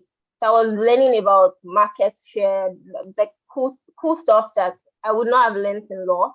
And so when it was time to study for case interviews, I already had the good background because I'd already expanded beyond my course. I think my summary is, if you want to leave law, you need to start preparing to leave law. Be strategic about the courses, the competitions you go for, meet with students from other schools, join SFC. You need to build this knowledge base, and that's how I recommend it. Thank you. It's precious. One thing I've learned from what you just said now is not to just keep moving in the legal area, like also go outside the legal area to see what you can learn. And I would also say that your consistency with learning the mathematics is actually worth emulating to the consistency and like determination to learn it. And also for law participants, law students that like to take courses because they are easy, I know it's important that you also take a course because of the importance of the course, what's going to do for you in the long run. Basically, don't take a course because it's easy to get an A in this course, then we quickly go and do family law and all of that. So thank you very much, Ms. Precious. For Ms. Ife Otegbeye, I would also like to direct this question to you. How should the law students and young lawyers, how should they prepare for a career in the field of international consulting from your own point of view? Yeah, so piggybacking what has already been said, I think all the main things have really been covered. From thinking about the courses you take to building skills outside, leveraging on resources outside to, getting certifications where you can, practicing case studies, staying on top of industry trends. I would say perhaps one other thing is, preparing internships, right? Looking for networking, whether you're reaching out to people on LinkedIn or, you're joining conferences like this where you're able to meet people who work in these fields, just looking for opportunities to get yourself known, understand a bit more about where they work, because consulting is very, very broad, but, different firms have different offerings. You might not know what kind of consultant you want to be. Do you want to be a tech consultant? Do you want to be an operations focused consultant? Do you want to work in a strat house, doing strategy? So speaking to people, understanding what kind of consultant you want to be, and then gearing all your efforts towards, getting into that sector is very important, I would say, rather than just, going wide. It helps. So speaking to people, learning about their experiences, trying to get internships, because, lots of the times, yes, there's job applications, you can do it through that formal route, but sometimes just meeting people and saying, are there any openings? Can I do a week? Can I do I don't know, just see what's available, I think is there. I also think the softer skills that we often don't speak too much about, because most people say, oh, analytics and case studies and get your numbers right. But there's also softer skills that I think are important as a consultant. One being, your communication skills, your presentation skills. And as law students, these are things you would typically, be developing anyways. So putting efforts towards honing that, whether you're doing debates, whether you're mooting, learning to build relationships with people, because client relationship building is super, super key when it comes to consulting. So honing those softer skills in addition to the core skills, I think would be very helpful. Thank you so much, Ms. Otegbeye. One thing I learned from what you just said now is the experience factor, learning and taking on internships, and also networking, because you have to talk to people to know, do you have an opening here, do you have an opening there? So thank you so much, ma'am. The next question is also directed at you, Mr. Otegbeye. The question is, are there any persons you looked up to, or any person you still look up to, like as mentorship and all of that, and how did they shape your career?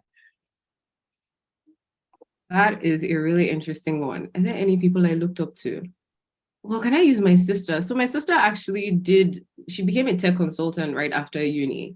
So I think for her, just seeing the kind of clients she worked with, right? She was working with, so she started her career at PwC consulting, and she was working, in the financial services sector. She was working with banks that I use, Barclays, there's like just very staple names. So for me, that was already very cool, right? Like actual products that I use, she's making an impact on these businesses. I thought it was very cool. I saw how much effort she puts into just developing her skills as well. Whether it was presentation, whether it was analytical. I mean, she's a brilliant person, but she's also somebody who works very hard. And I saw how well she did in terms of, her professional job and things like that. So yeah, I think she's somebody I looked up to really, just in terms of the results she produced and the impact she was making. It was something that made me wanna be a consultant as well. Okay, thank you so much, Ms. Otegbeye. So for Ms. Akinkuolie, some people still do not understand what international consulting is all about. So can you just briefly explain, or just tell us what international consulting is all about? Okay, great. I'm pleased to take that. So just to make a quick joke, when I meet people and they say, what do you do? I tell them I'm a lawyer. Because when you say you're a consultant, you never really get it. And then they start asking more questions like, do you do your own thing? Blah, blah, blah. So I'm just like, yeah, I'm a lawyer. Everyone knows what that is. So international consulting is quite broad. But I'll try to simplify it and then use an illustration so we get a sense of what it means. So I would say it involves really solving complex problems for organizations. Let's just say it's that. So now the organizations could be across any industry. So whether the organization is in manufacturing, whether they're an energy company, whether they're into financial services, whether they're a startup, etc. And then the problem could be anything. It's so diverse. So it could be as simple as our cost is rising. Can you help us optimize our cost? It could be as simple as, can you help us think through our organization development? It could be, can you help us think through our international expansion, etc. So I'm just going to give you an example to get a sense of what we do in consulting, management consulting. So now imagine Pepsi. I'm calling a random company. We all take Pepsi here. Imagine Pepsi currently does not supply to, let me pick a random African country, say Sudan. Now Pepsi says, hey, we want to expand into Sudan. We even want to build a factory in Sudan. But should we do this or not? Doesn't make sense. Pepsi is going to come to my team and say, hey, we have this problem. We want to expand to Sudan to supply Pepsi in Sudan. And we even want to build a factory to manufacture our product in Sudan. Should we do it or should we not do it? So when they come to us, the value add we bring is that we ask the right questions. So we say, why do you want to go to Sudan? Are you trying to make more money? Is this a profitability state? Are you trying to grow revenue? Or are you trying to just expand your international presence? So they tell us, we want to grow profits by X%. We want to get a return on investment in 10 years, blah, blah, blah. So now that's just a very simple problem. So now what we do as consultants is we now look into this problem and ask ourselves, what are the key metrics that determine if it's a good idea to go into Sudan? One, it must make economic sense. Like the market must be growing, there must be, economic feasibility for you to go to Sudan. Secondly, technically, it must make sense. So, for example, do they have labor on ground who would run the factories? Is the transportation system good enough such that you can supply your raw materials into the country, etc. Third, we can say, does it make political or legal sense to go into Sudan? So, is the Sudanese government against drinking soda? Is there a problem with drinking soda in the country? Blah, blah, blah. You could also say, does it make, those are the sort of questions we ask. And then we determine how we weigh these things, and we now tell them at the end, we've looked into this, we've done the research, and we see that the Sudan market is not growing. People maybe, for example, cannot afford your product, or for one reason or the other, we think if you go to Sudan, you would not hit your profitability target. It will take you longer, blah, blah, blah. And then we now recommend ways for them to solve some of these challenges you think they will encounter. So as you can see, it's super exciting. That's just an example. It could be anything else. And I hope I was visual enough with my answer. Yes. So from what you said, there's some things I could actually draw out. The things are the fact that as a consultant, you have to solve real life problems, and you also help to look into the market that the company is going into to see whether there will be a profit or loss, basically. I think one thing that I really find interesting about international consulting is that it gives you as a lawyer, you know how some students will probably study law because they were forced to, maybe they like music. So you can merge your own personal interest with law, can work as a music consultant, food consultant, or something like that. So that's very interesting. Thank you so much, Mrs. Akinkuolie. The next question is for Miss Obaleke, rather. For Ms. Obaleke, we would like to know, for people that are interested in the field of international consulting, what is a typical day like in your life? What is it stressful to be an international consultant, or is it not stressful and all of that? I'm laughing because that's a very interesting question, and because there is no typical day in the life of a consultant. That's why I'm laughing. It's a very dynamic life, is what I will say, right? Stressful, again, is relative, but let me give you a sort of a glimpse of elements in the life. Like I said, it varies from day to day and also from project to project, depending on what, industry you're working on, what team you're working with. But I'll give you a few elements. Again, these might be sort of specific to the firm that I work at, but just so that you get a sense. So a typical day in the life is you would sort of start with your check-in. We call it a check-in, which is you're with your team. So you have a manager on the team. You have maybe 3-4 team members that form part of the working team. So you start with sort of a check-in. Okay, what are the major output that we have today? What are the major process things we have today? So process things are like, what meetings do we have? Like what client meetings, what internal meetings do we have? So you start with sort of a check-in. And then let's say, okay, maybe 2 hours after the check-in, or so say check-in is at 9, right? After that, you go about your day. So you're maybe doing your output, which is most of the time PowerPoint slides. You're doing some analysis with data. So you're crunching data, you're analyzing the data, you're looking at what insights you're drawing from the data. So for example, if you're on a cost optimization project, you probably would have started with your hypothesis of maybe what is driving costs for that business. And so maybe the analysis you're doing is basically to confirm, what the drivers really are of the costs that are rising. So you're doing all that analysis, you sort of put them on your pages or whatever you call them. And then maybe midday, you have an internal, what we call problem solving session. What that means is it's a session where the team comes together. So the working team, which are team members, plus the manager, plus whoever is the partner or engagement director on the project. And you sort of, solve problems that the team has identified. So maybe you've gone through the analysis, you've identified there are 1 or 2 sort of questions here that we all need to come together as a team and think through.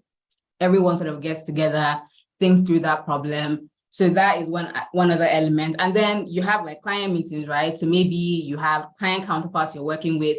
You might want to go test some emerging ideas with the client.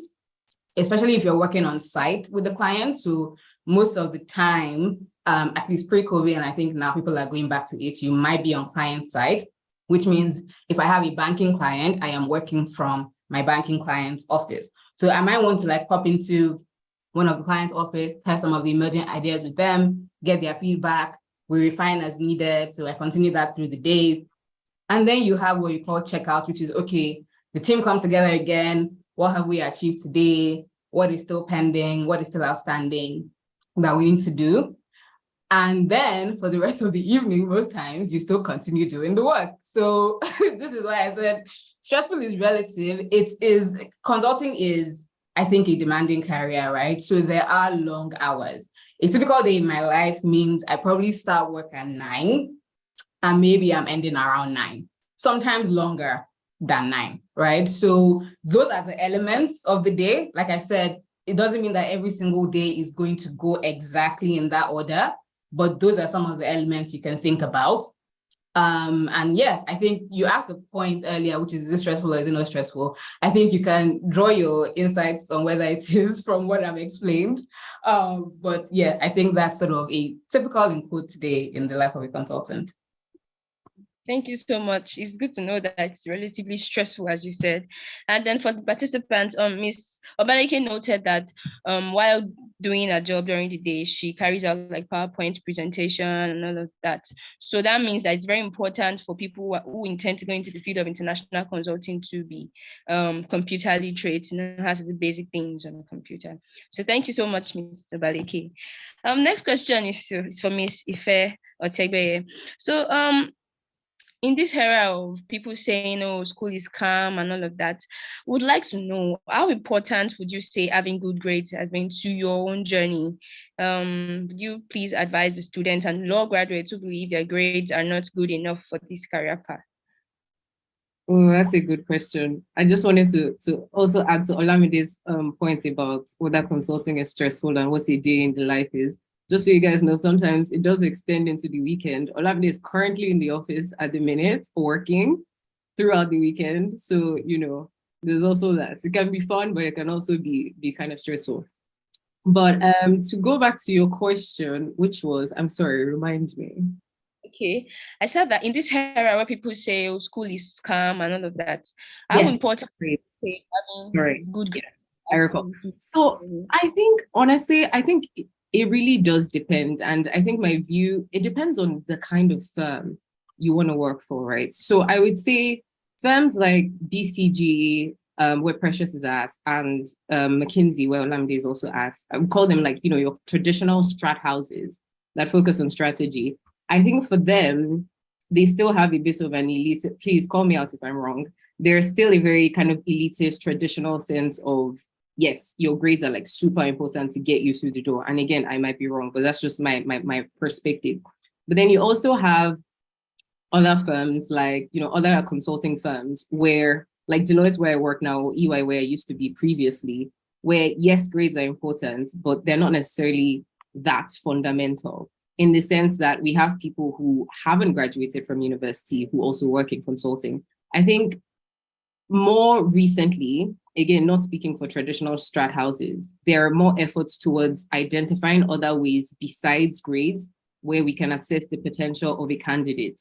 So it's not necessarily by, do you have a 2-1 or do you have a 2-2? It's let's find other ways we can assess this person's potential beyond their grades. Because honestly, we all know things happen, right? You work really hard all the 3 years and maybe you have a really bad day that's supposed to be your exam day, and maybe you come out, God forbid, but you know, third class is still fine, but you get a third class or whatever, and you know, is that supposed to determine whether you work for a good company or not, right? So they find ways to also assess a candidate's ability beyond grades. I will say, if you're investing in your education, if you're investing in school, by all means, do your absolute best, right? Get good grades. But I think now, some firms are taking a more open-minded view towards considering a candidate beyond you know what you present in form of your grades, right? It's we're looking at emotional intelligence, we're looking at other ways to test, you know, how effective an employee you can essentially be. But I think generally speaking, it is always a good idea to, you know, have great grades, right? Because it will get your foot in the door in most cases. But I think people generally also consider a candidate holistically because so many people get good grades. You guys are lawyers, you guys are really smart. Many of you will get outstanding grades, right? And out there is a lot more competitive, and you're going to need something beyond your grades to differentiate you as a candidate. So now we're talking about, your extracurricular. What have you done? Have you, who have you interned with? Who have you networked with? All of those things also play fundamental roles. I guess to sum up your answer, grades are important, yes, but it's important to find other ways to stand out beyond your grades. And if you don't have good grades, there's ways to supplement your packaging as a candidate as well. So in a nutshell, it's important to have both good grades and the soft skills of emotional intelligence, problem solving, and all of that. Absolutely. Just give everything your best shots, to be honest, is what I would say. Do what you can. That's usually what we can do as people. Okay, so for students or graduates who think their grades are not good enough, this is something you can take on today from Miss Otegbeye. Just keep at it, basically. I would also like to ask Ms. Precious Akinkuolie this very important question. In an era where artificial intelligence is gaining much ground, what do you think the future of international consulting looks like? Would there still be a need for international consultants in some years to come? Or what do you think? That's a good question. And before I start, I must say, of course, I'm biased. This is what I do. So whatever answer I would give is that, my job is still going to be important. But to be very serious now, I think artificial intelligence is very important. It's affecting every industry today. It's not just and most jobs, not just consulting. But when I look at the future of consulting, I think it's going to be a symbiotic relationship. I think we're going to work hand in hand rather than one person cutting the other person off. So what do I mean? On one hand, artificial intelligence brings a lot of value for us. So for example, as Olamide said, we spend a lot of time crunching data, going through numbers, and with AI, I expect that processing of data will become a lot faster. I think artificial intelligence will help us see patterns in numbers even easier compared to we trying to do it now. What would take me like 3 days, probably take an AI a shorter period of time. So I think that's good. And I think there is a lot of value it brings. But when I think about consulting, the human aspect of consulting is something that cannot be negotiated with. So first, we bring in this human expertise, judgment, and experience that artificial intelligence cannot bring in. So typically, and Olamide can affirm this, you can run an analysis and the numbers are telling you X, Y, Z, but that's not the answer. You need to also bring in your personal experience. Even more senior people will tell you that even though the data says this, that's still not the answer because of other things. And that's the value we bring. In fact, people say clients pay us not because we can crunch numbers, but because we bring in this additional perspective that I don't think AI can bring. Secondly, a key part of consulting is relationship building. So there is something consultants are called. We are called trusted advisors because our clients trust us to help them to have their best interest at hand. Secondly, we have to actually manage multiple stakeholders. So typically on our projects, we see 5 different entities in a company, wants 5 different teams. And when I think of some of these complexities, AI cannot take over it pretty much. And I think the last part is that when I think about adaptability and creativity that we bring to the job, this human touch pretty much cannot be replaced. But in the future, what I see is we working hand in hand. Even currently, some of these consulting firms are already thinking through how we can leverage AI, because it doesn't make sense that there is an easier way of doing things and you're not using it. So the question is, how can we ethically leverage AI? Because there's still the ethics part of it. People use ChatGPT. We all know that ChatGPT can lie and give wrong answers, and it's largely inaccurate. So the question is, how can we leverage the data ethically, accurately, and transformatively? That's my perspective. The idea is to work hand in hand with AI. You can the consultants are still very much important in the whole international consulting firm scheme. Thank you so much, ma'am. I would love to ask all the speakers this particular question. Is your work travel intensive, and how often do you travel across borders? I think we'll start with Ms. Precious. Start with Ms. Precious, yeah. So is travel intensive? Is that a question? She's frozen. I think it's frozen. Okay, I can hear you now. Okay, so you said, is traveling intensive for us, and do we travel a lot? Is that the question? I said, is a job in a career in the international consulting field, is it work travel intensive, and how often do you travel across the borders? So two things. I would say there's a lot of traveling on the job. I've been to a number of countries that, I don't think I would even visit personally due to the job. But I must also admit that post-COVID, ways of working as has transformed slightly. So now a lot of people are more comfortable with working internationally without having to fly just to be there in person. And secondly, looking at the climate implications of traveling, I know a lot of companies are also being careful about emissions and things like that. So the answer to your question would be, yes, there's still a lot of traveling in consulting. Yes, I still travel on the job.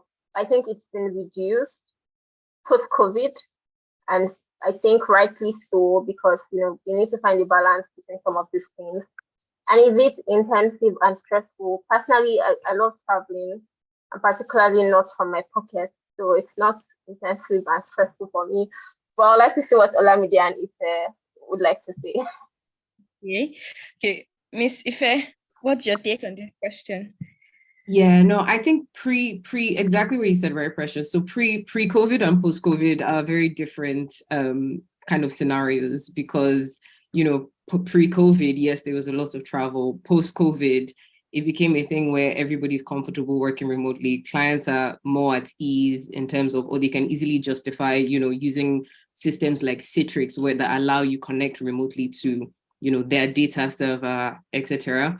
But I think my case is also quite unique in a way, because my consulting is focused on financial services. I'm in London, which is kind of a financial services hub. So a lot of my clients actually headquarters are located in London. So my travel is literally my home to a lot of my client sites, which is like, an hour away or whatever. So because of, that view of what my clients, where they're based, it's mostly in London. So there isn't a lot of travel for me just because I'm in London. But Olamide. Yeah, no, I think I'll echo what Ife and Precious have said, right? Pre-COVID, I know personally, I did have quite a bit of travel. The way my firm works is we see ourselves as one firm. So that means I might be based in the Lagos office, but I have projects with clients that are based in South Africa or Kenya or Germany, right? So yes, there was a lot of travel pre-COVID. I think post-COVID for my firm, there is still travel. It's not as much as it was pre-COVID, because like you said, people are more comfortable working virtually. However, what you will find is that there are certain clients who actually still want that physical element and still want the consultants to be on the ground with them, especially if it is an implementation project. So, I mean, the McKinsey's, BCGs, Bains are traditionally strat houses, but now are more starting to do a bit more of implementations, especially if it's an implementation project. There are higher chances that you will need to travel and be on the ground with the clients. So I think to answer your question, is it work travel intensive? Yes, I think it is. I think the degree to which it is has reduced post-COVID. Is it intensive for me? No. Like Precious said, I like to travel. And if someone else is sponsoring it, why not? So yeah. That's very nice. Thank you so much. Okay, participants, please drop your questions in the chat box. We already have one question, but you can drop more questions. So the last question to the panelists before we go to the question and answer session will be directed to Miss Ife Otegbeye. And the question is, what is the extent of involvement in legal proceedings for individuals working as international consultants? Oh, I actually like this one.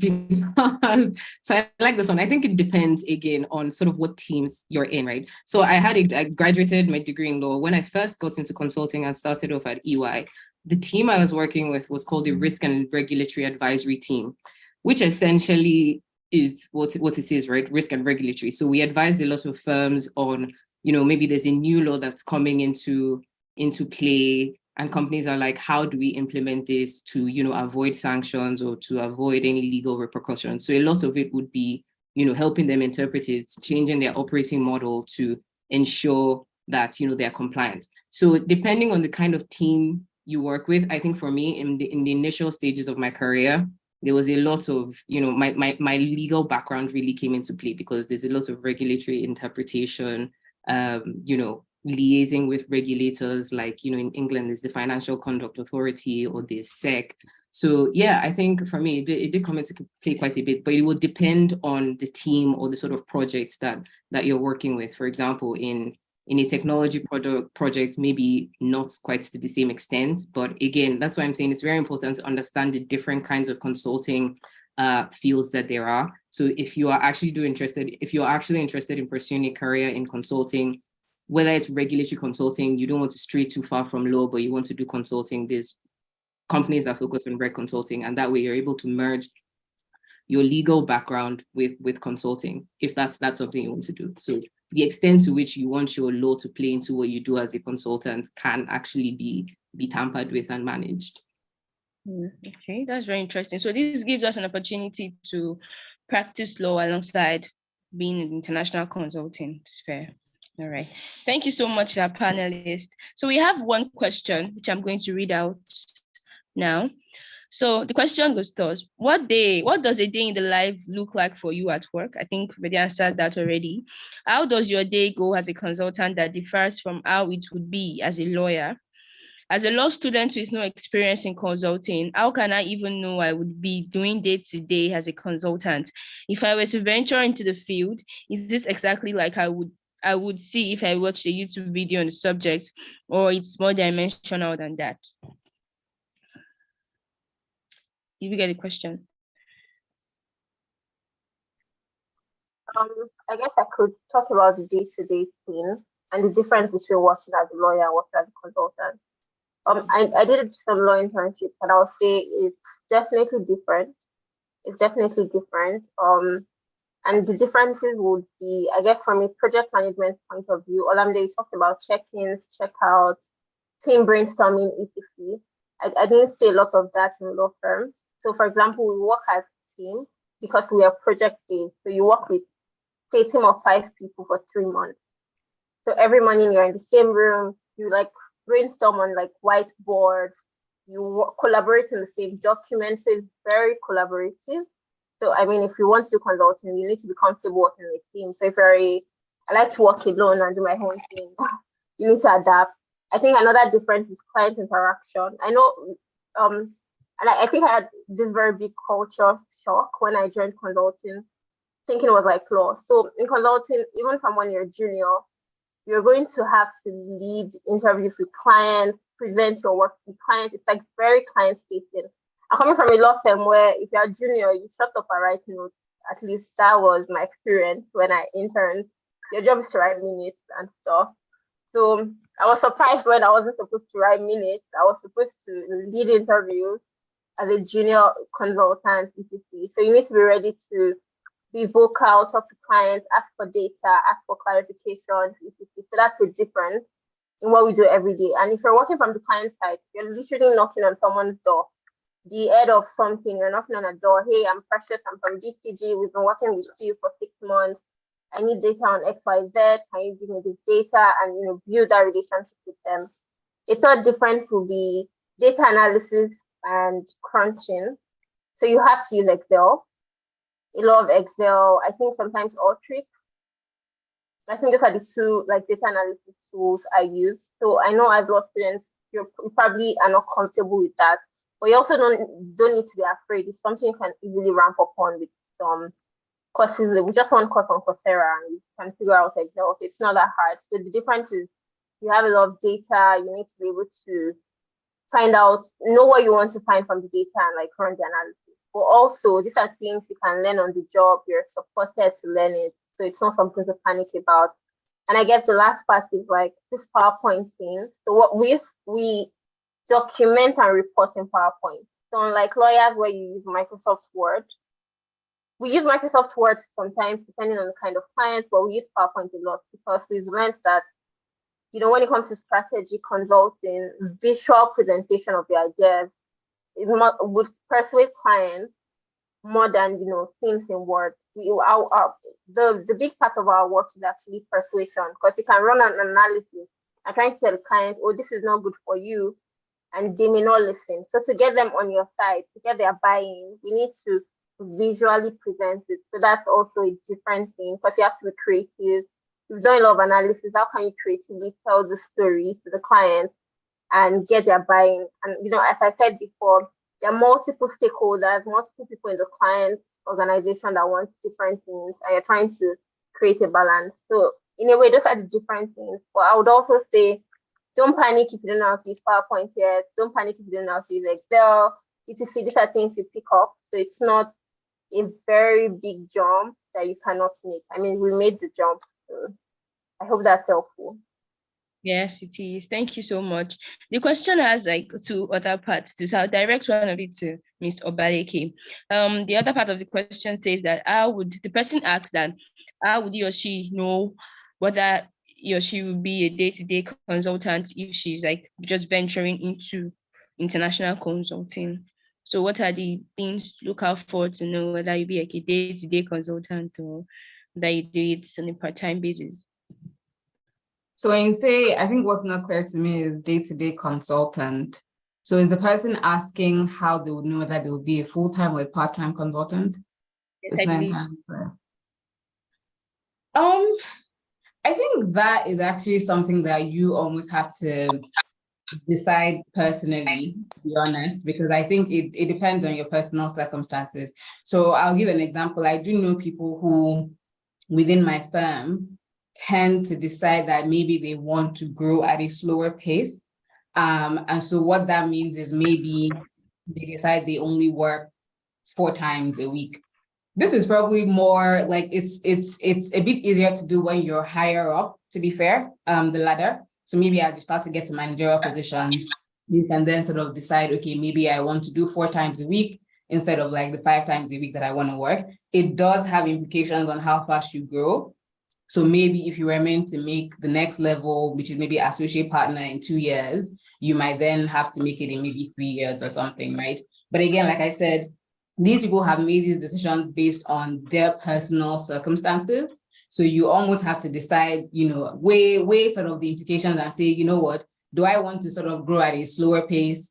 And does that make sense for my personal circumstances? Versus do I want to sort of be full-time dedicated to this? I think my view is that when you're starting out in consulting, it probably makes more sense to be like fully dedicated to it. And if what you mean by day-to-day is full-time, then yes, I think that it makes sense when you're starting out, because like everyone has said, I think there are a bunch of things you need to ramp up on and learn, that just being full-time is what helps you to get there quicker than sort of trying to be part-time. It will just mean that you're catching up much, much slower if you're part-time. And I think maybe, as someone that's starting out, you sort of want to really double down on career growth. So I think my advice would be sort of think about it as being full-time, and then as you grow, if your personal circumstances mean that you need to sort of slow down a bit, then you can make that decision. Okay, thank you so much, Ms. Olamide. A big thank you to our panelists, Ms. Akinkuolie, Ms. Otegbeye, and Ms. Obaleke. I really enjoyed the session, and I believe the participants to enjoy the session. Thank you so much. A wonderful session. So over to you. Sorry, Ronke, sorry. Thank you very, very much, Ronke, for steering the session so skillfully. Thank you very, very much, Ms.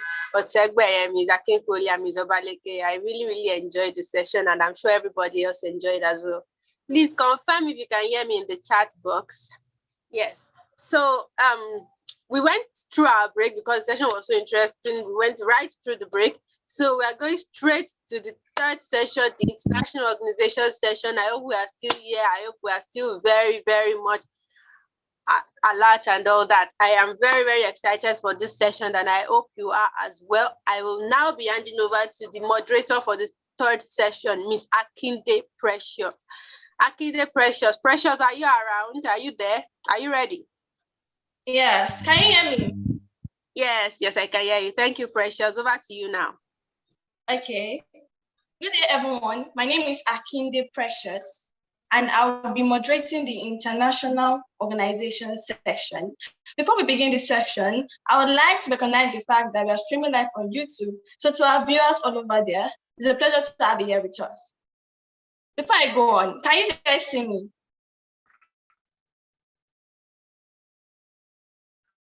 Okay, I'll go on.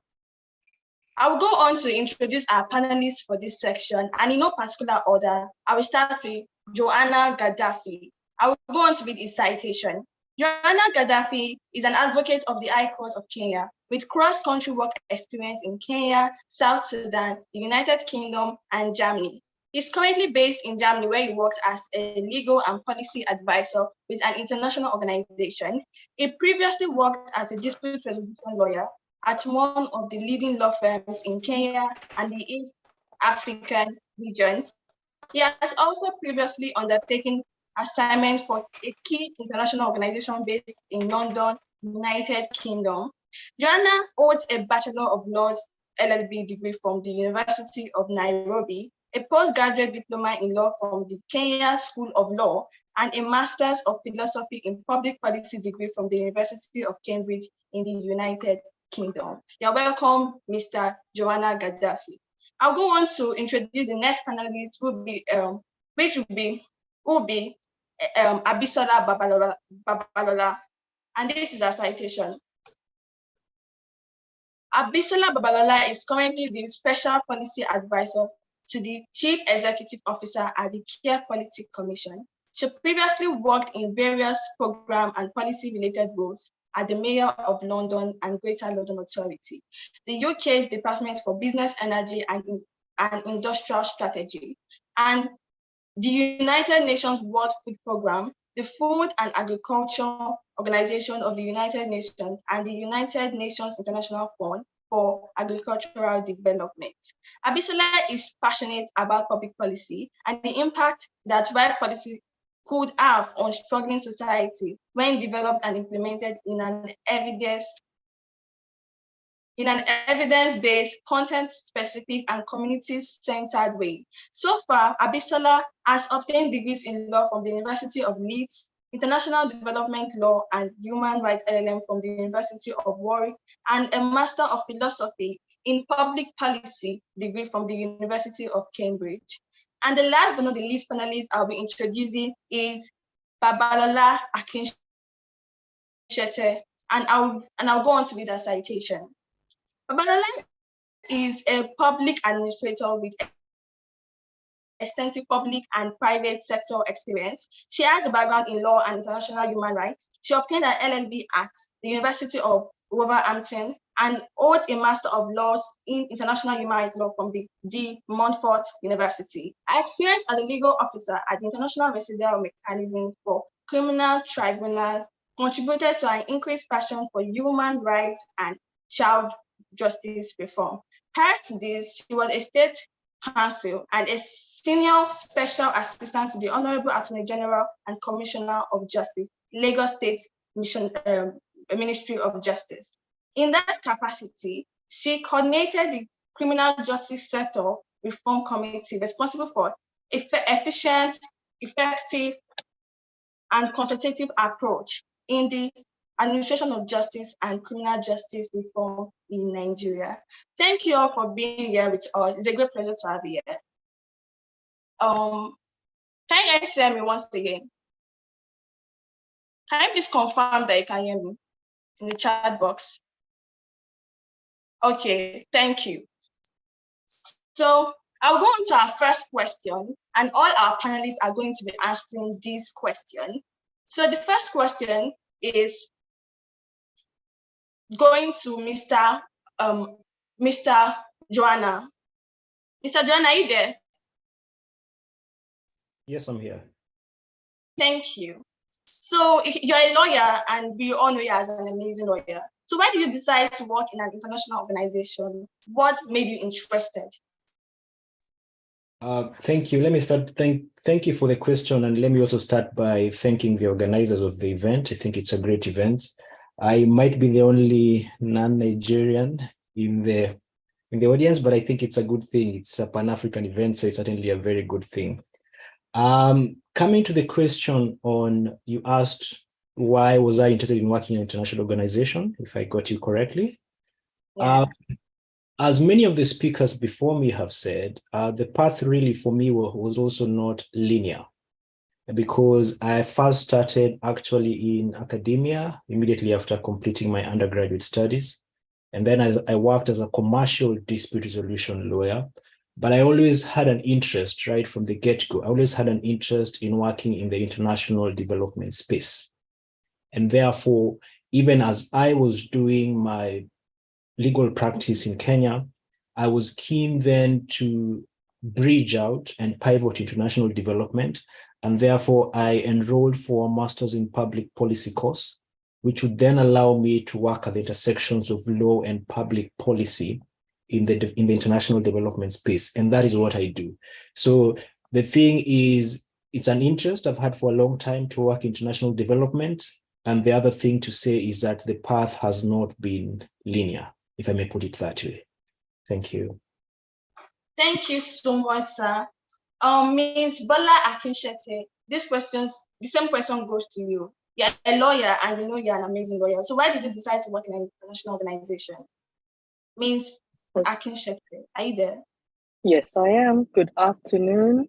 Good afternoon, esteemed panelists and law students, participants at this training. I hope you can hear me. I'm sorry, I'm having to conduct my presentation from the car, so I won't be able to switch on my video. I've just left the airport coming into Lagos. So I apologize for that, please. So to the question, why did I decide to work in an international organization? Well, for me, I think it was the next thing to do. I've worked in a national prosecuting authority. I worked there for so long. I was at the Lagos State Ministry of Justice. And part of the work I did working with the Honorable Attorney General was really a lot of criminal prosecution, how to protect victims of crime, policy formulation, particularly with respect to the criminal justice sector. And for me, I thought, working with an international organization, you know that they have higher standards. I mean, that is the perception that, international organizations have higher standards. And for me, I wanted to also get that experience, get the experience from an international organization and hopefully bring those experience back to Nigeria someday. So that's one of the driving forces for applying to an international organization. Thank you so much for sharing with us your experience. Ms. Abisola Babalola, are you there? Yes, Ms. Abisola. Oh, thank you. The same question goes to you. Why did you decide to work in an international organization? Okay, so I would first of all, thank you so much for inviting me. It was really great to be here, and the panelists as well. I think are really amazing people, and the students as well.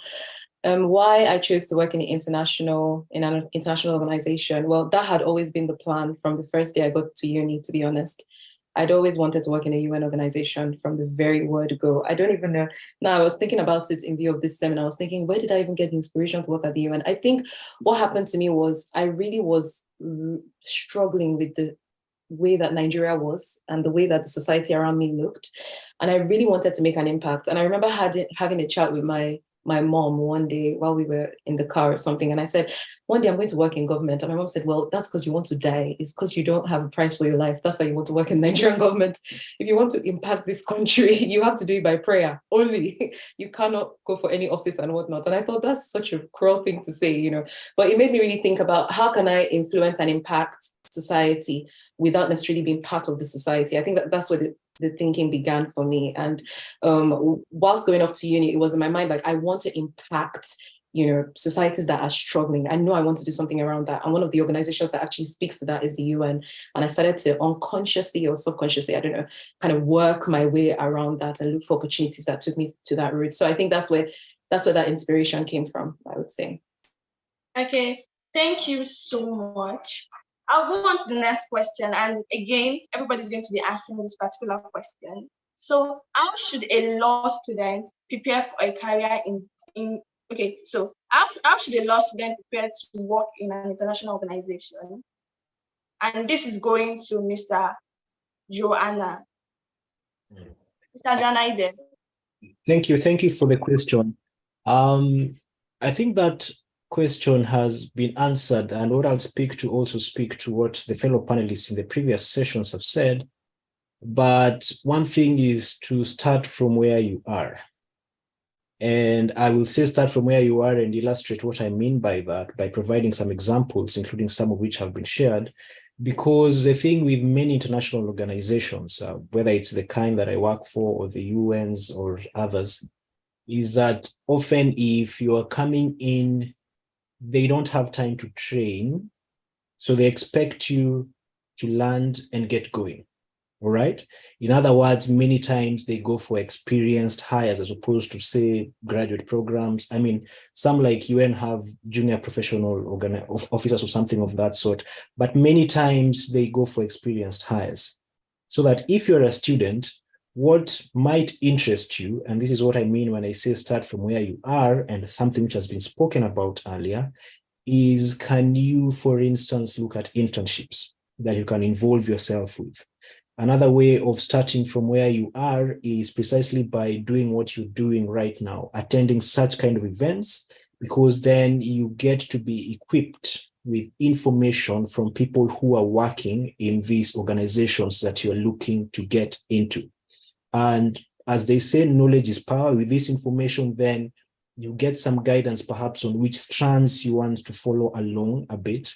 And then also, like going back to the point that I said about internships, sometimes when you take these internships while still a law student, while still an undergraduate student, it might be easier for you to actually secure an opportunity in some of those organizations when you complete your studies, because what you're also doing in the course of the internships, and the expectation is that you'll do great work, is that you're also building networks with the people who work in these spaces. It makes it a lot easier to get into some of these organizations if, for instance, your work is already known before. So back to what I said, my simple answer as a law student, start from where you are using some of the illustrations I have provided and which have been shared by other panelists as well. Thank you. Thank you so much. So something I got with that, at this stage that you are right now, you gain as much experience that you can, attend seminars, and also try to get internship opportunities. And going to that internship opportunity, so like, you mentioned about internship opportunity being very helpful. So can you tell us more on how we can get this kind of internship, and which kind of internship should people that are interested in working in international organizations go for? Is that for me or for the other panelists, or? Oh, that's like a follow-up question, sir. Okay, yeah, I didn't want to hog the talking time. All right. So the question was where law students can look for these internships, if I got you correctly. Yes. So for starters, if you can, and sometimes some of these international organizations, actually, let me just start by picking even on the Lex Lata, which has organized this, because the kind of work that Lex Lata does is very similar to the kind of work that we do, that I do. So if you're doing an internship at Lex Lata and perhaps sometime an opening comes up here and you apply and we see the kind of experience that you've put in your CV, definitely that stands you in good stead. Again, going back to the point I said of starting from where you are. Two is sometimes some of these international organizations also have operations in the countries that you are located, in Nigeria, whether it's Kenya or even within the region. And they also offer internship opportunities to nationals of those countries. So if you can get into such opportunities, then that's good. Sometimes I know they also partner with universities, so you can apply and get into those opportunities. And the thing is not just about getting the internship, but when you get the internship, are you doing good work?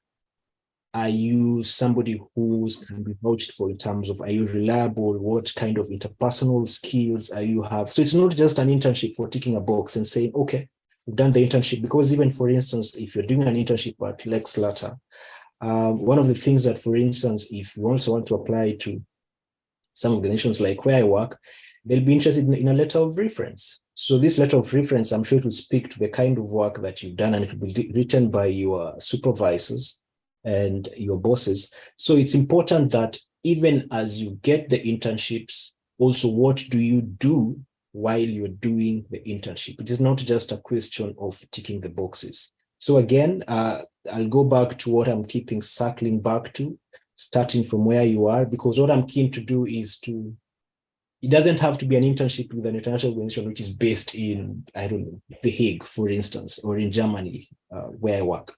Even what I'm saying, for instance, Lex Lata is just as good, because when you're applying, like I've said, the work they do is very similar to what you do. So if you see also had some good experience in that kind of work, also it also becomes a stepping stone to other things. So both domestic internships, which do similar work, and also if you're able to get with also those international organizations which have country offices, still a good thing. If you can get out of the country for some of these internships, also still a good thing, but there are various options available.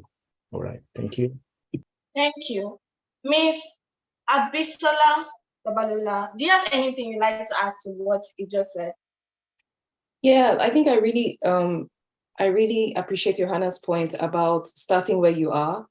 So my journey literally started while I was at uni, but I understand I studied abroad, so maybe there were more opportunities for me, but I really started with joining societies. There were model UN societies on campus, doing stuff on campus, just teaching how the UN works and what different kind of committees the UN has.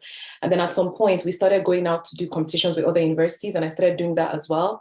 And at some point, the UN itself started to do something for young people. It's called the UN Youth Assembly, where you come from your country, you do some different social projects and all of that. And finally, you conclude everything at the General Assembly. And at that time, even just going to the General Assembly was like, wow, for me, and stuff. But I kind of applied myself to all those different opportunities. So at that time, my social media, I wasn't following anything that was not relevant to my future, to be honest.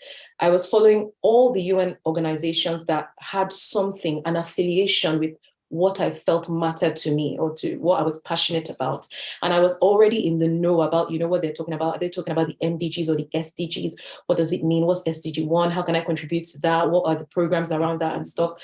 So in a sense, I just kind of consistently positioned myself in things that had to do with that. And so what that meant was, by the time I was leaving uni, I had my degree certificate in one hand, and I had a host of different smaller opportunities in between my summer holidays and whatnot that had to do with where I saw myself going in the future. The other thing I would say is leverage your holidays. So I wasn't one of those, because I studied in the UK, for quite a while. And I wasn't one of those that do the IJGB. I know this because I have younger people as mentees. So I just go back, every summer you're like back in Nigeria showing off like your new trainers that you bought in some fancy shop. I actually stayed back and I looked for internship opportunities. And the thing here was, like Yohana was saying, it's not linear. You have to have a broad mind. I think for this session, I actually prepared a presentation. I didn't know the panel was going to be like this. So I was really looking at that word global career in a globalizing world. You need to understand that career now in a globalized world means that things are cross-sectoral, cross-disciplinary. it means there are different approaches, different opinions, different. So you need to understand, okay, I'm a lawyer, I get my niche, but what does it mean for other people? How do I connect with other disciplines? How do I appreciate what's going on? So, because right now, the way the world is, really, we are dealing with globalized problems. So you need to be, I'm a lawyer, that's fine, but build on that, if that makes sense. So within my kind of internship journey, to be fair, while I was still in my first degree, I didn't really get like, what do they call those things now? Training contracts, that's what they call them, training contracts with like a law firm or like a pupillage with a law firm.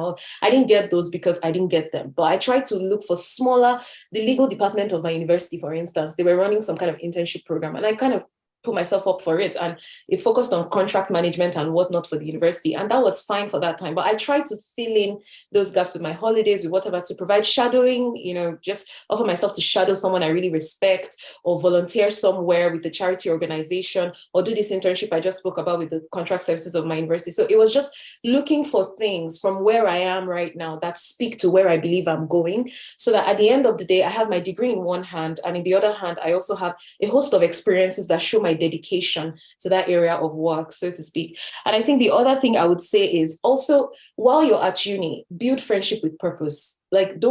So I had a slide that had links of things. So I had this friend at uni, while at University of Leeds. His name is Dimeji Shofowora. And Dimeji today is the CFO of Helium Health. It's a really big healthcare company doing crazy things in healthcare industry right now. But that's because Dimeji built friendships that made sense while at uni. So today he's not practicing law, even though he was a brilliant law student and he finished well. He's today a co-founder of a healthcare company that is gaining traction abroad and at home, if that makes sense. But that's because he chose friends with sense, if that makes sense. And he went to the right places, was quite purposeful around his journey. So I would say, even with your current friendship base, who are your friends and where are they going? And are their purposes, their sense of vision, value, mission, purpose, is it speaking to where you also want to be? People said, if you show me your friends, I'll show you who you are, so kind of appreciating that as well. And I think internship is good, but you can also think about volunteering with NGOs as well, charity organizations as well. Think about, I don't know, there's a host of them right now in Africa doing so many big things. Can you volunteer with those? And I would also say clubs and societies, I was vice president of the Nigerian Society while I was at uni. Do that. You can be a leader in one of the societies that does something that matters to your social interests as well. Do you care about, while I was vice president of NSS, I did stuff around the Chibok girls, raising awareness, bringing a host of speakers around the matter, raising funds, sending it to Nigeria to help the Chibok family. What can you do now? Do you know, like what is around you? What can you put together that's around you right now to kind of speak to that? So I'll just add those, and sticking to Johannes' point about start from where you are. I think I'm trying to speak to those same things. Yeah. Thank you so much. There's something I got from what you said. Choose your friends with sense. So please choose your friends with sense, even though your friends are not going to the path you're going to, or you notice that there's this kind of bad attitude and they're going to pull you down, run away from them. So I'll go, Miss Bola Akinkuolie. Do you have anything to add? Well, I think both speakers have said most of the things, but I just want to touch up a little bit further on the internships and also your network. I find networking has worked a lot for me over the years. And I think if whatever your friendship base is very, very important, as the last speaker said. But it's also important to maintain network. So you have friends, but it's not when you need them or when you need something. That's when you remember, oh, I have this friend. Or you should maintain relationship. We need to learn how to maintain and build relationships, because you never know where it will come in handy for you in the future. I also want to touch a bit on, we've talked about volunteering roles while you're at school, get involved with law clinics. I'm sure there's a lot of law clinics, moot court competition, and things like that. So because you can have one within the university or within the law school, and then participate in international moot court competitions, because from these competitions, you can also get the opportunity for internships. I know for the organization where I work with at the IRMCT, we would regularly have moot court competitions, winners of moot court competitions from national jurisdictions, come and intern with us at the tribunal. So I find it something that it's a powerful tool to have. Get involved. No knowledge is wasted. When there's an opportunity to volunteer during the holiday, don't waste your time on just doing things that are invalue, that will not add value to you.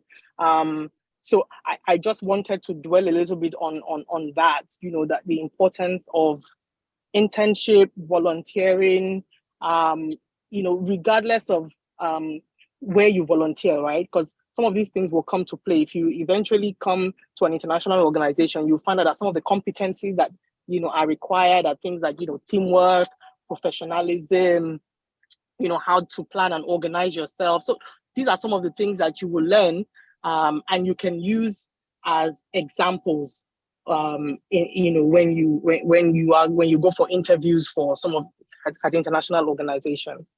So that's just my little addition. Thank you.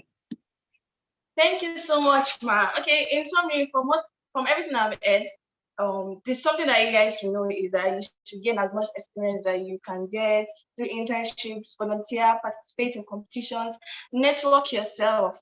That's it. And I'm going to the next question, which is going back to Mr. Yohana. What are the challenges that you have faced in your journey to be the successful professional that you are today? Mr. John, are you there? Yes, I'm here. Thank you for that question. Wow, that's an interesting question.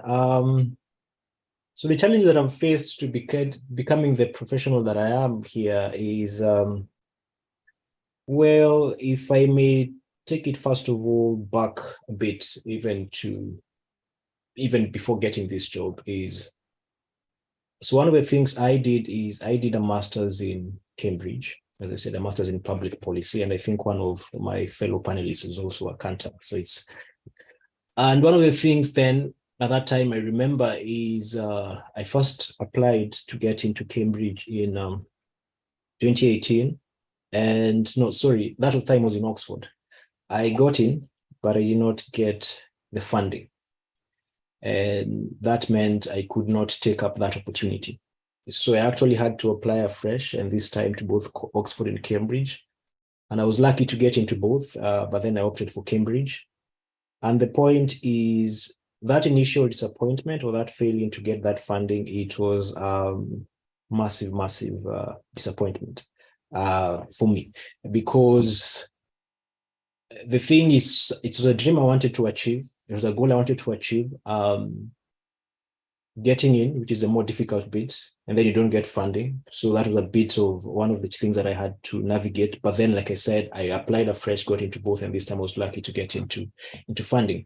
And why that's critical for my journey is because, so a number of these international organizations, some will either ask for a master's or they will ask for, yes, the law degree and then a couple of years of experience. So for me, I was very keen on getting that master's because, again, the experience in some of these universities beyond what you get in our countries also allow us to see other viewpoints in the world. It opens other doors as well in terms of what we want to access.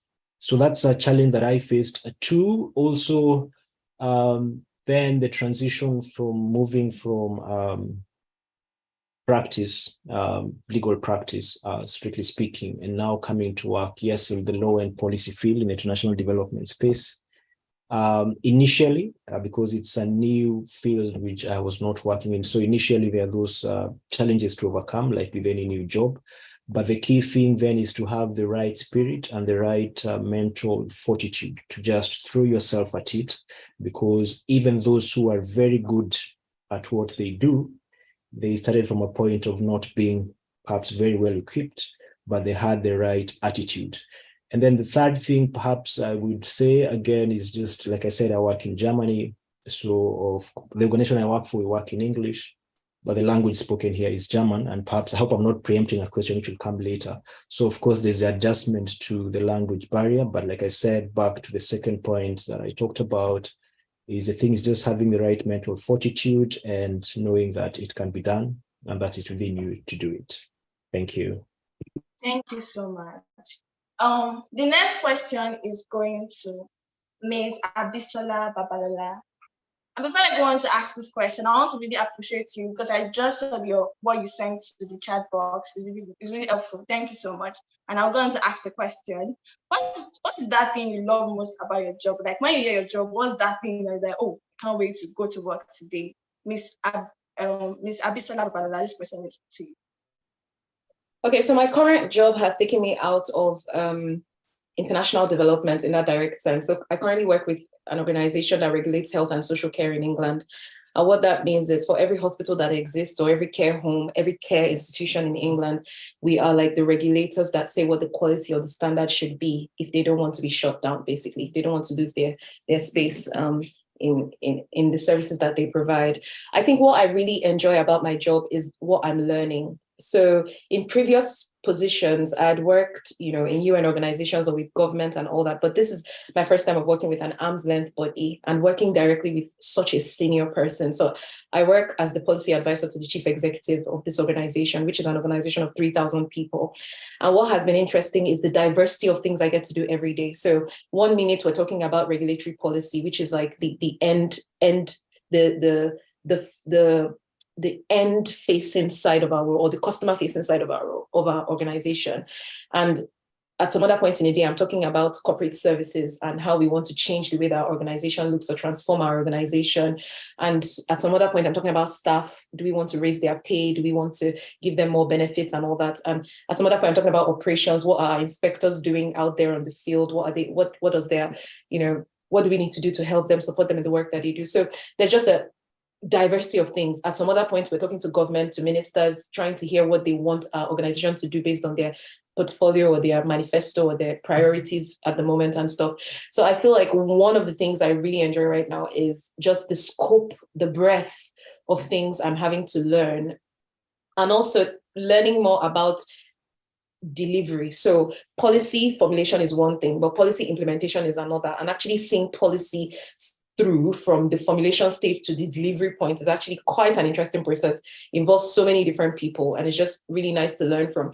I think the other thing is I manage a team, so it's been really interesting because as you can see, I'm not a very old woman, but I am sitting in a really senior space. So that means I'm managing a team of people that are twice my age or even have daughters my age. And it's just been very interesting and humbling to kind of learn from them and manage them at the same time and just see how that relational dynamic works. It's been quite tricky, but very, very interesting, I think.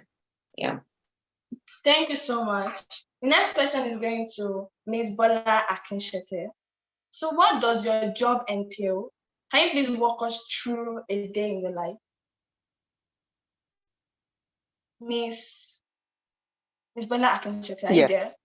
Yes, I am. Sorry, I didn't realize I was still muted. Yes, well, most of what I do, I work for the UN International Residual Mechanism for Criminal Tribunals, based in Arusha, Tanzania. And most of the work we do is basically prosecuting crimes, particularly in relation to the genocide, the Rwanda genocide, which occurred in 1994. It's a residual mechanism because what the tribunal does at the moment is to prosecute the few cases the criminal tribunal was unable to finish back in 2007 before it completed its mandate. So we're pretty much a smaller tribunal focusing on prosecuting the cases. In fact, we have one of our last cases it's a genocide case, and I'm sure if any of you have time, you can read it up. It's it involves a major fugitive who was on the run for about 20 years and is being prosecuted at the moment. His name is Felicien Kabuga.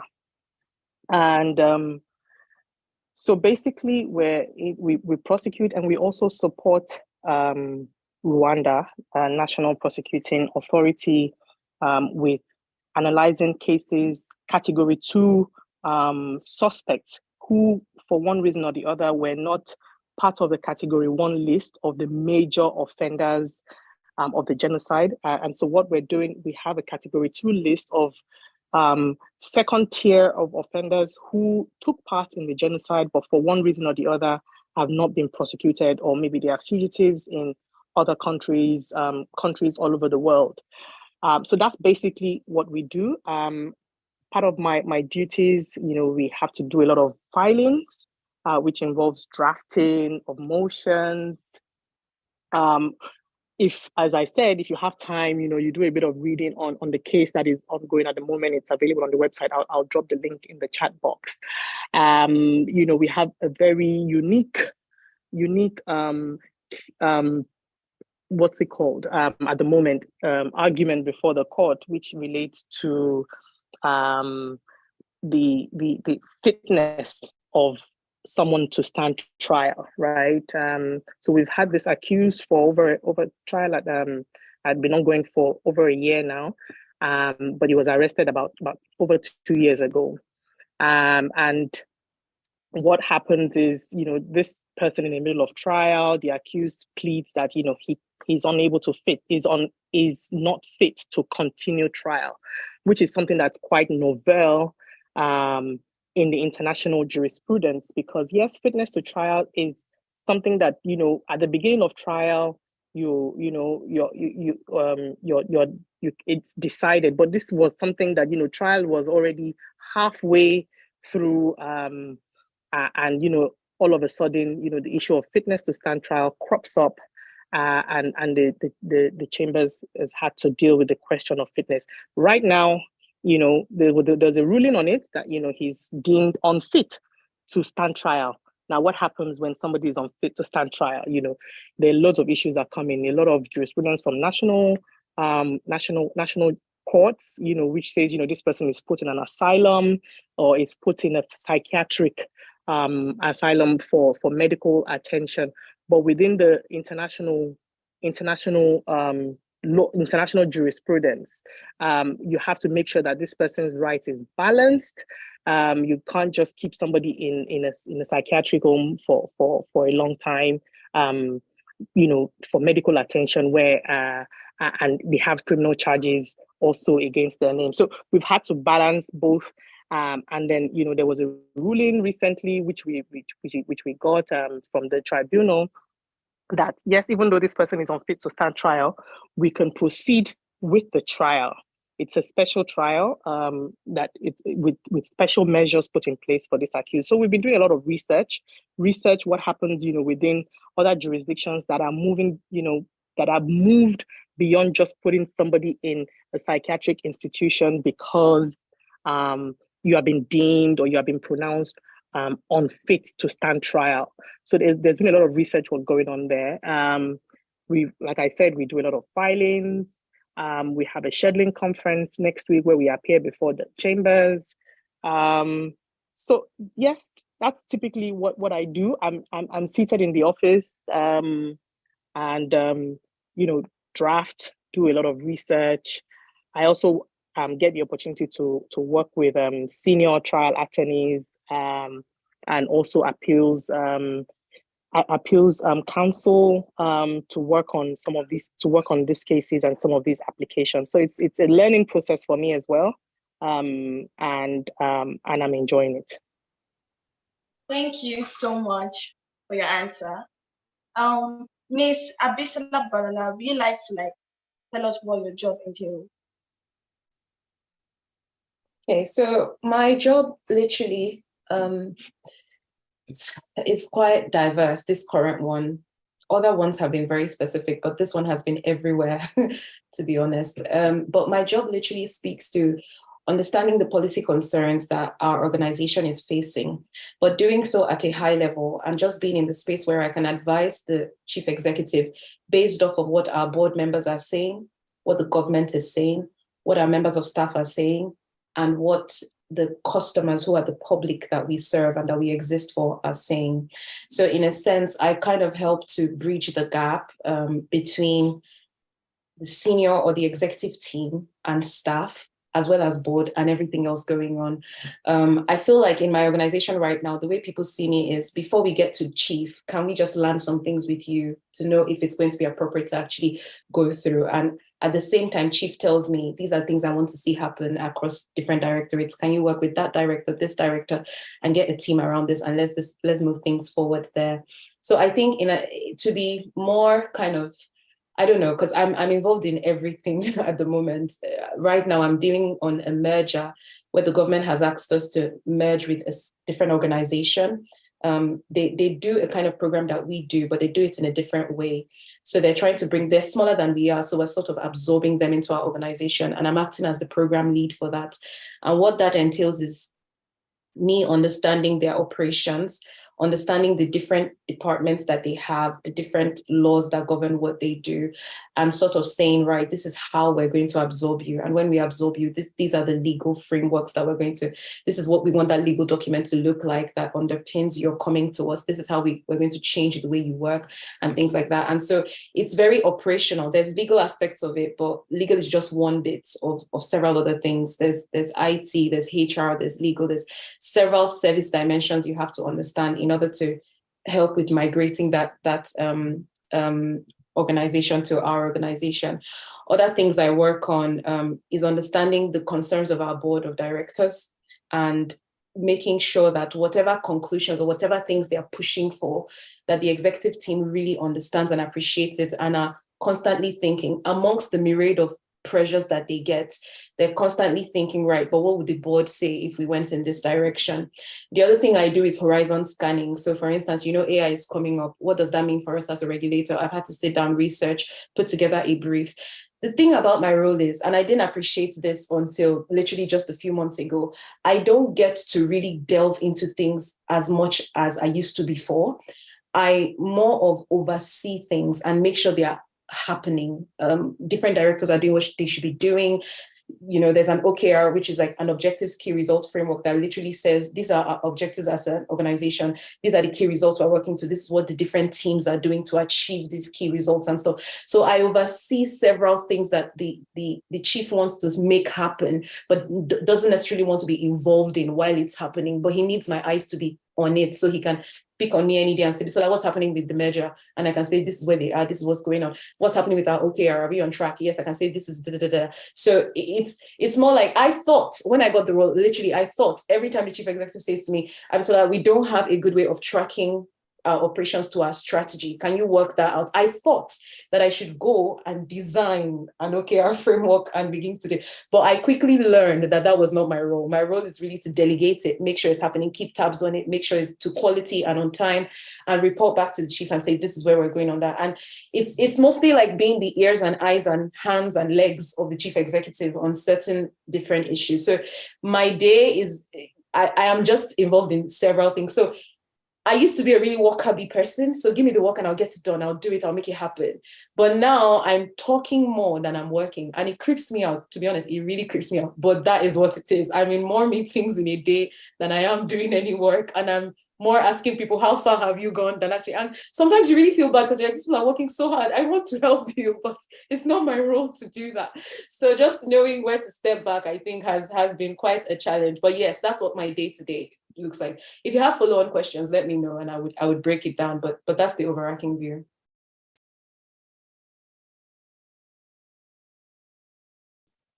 Precious, you're muted. Precious. I'm so sorry. My next question is going to Mr. Yohana Gadaffi. So what is something you wish you did or did not do as a law undergraduate? Mr. Yohana Gadaffi, are you there?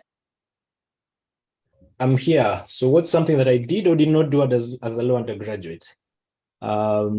let me go with what I did. I think that's the easier one. As my fellow panelists have said, and which I fully agree, as a law undergraduate at the University of Nairobi in Kenya, I was involved with the law clinic right from my second year, and I got to chair it in my fourth year.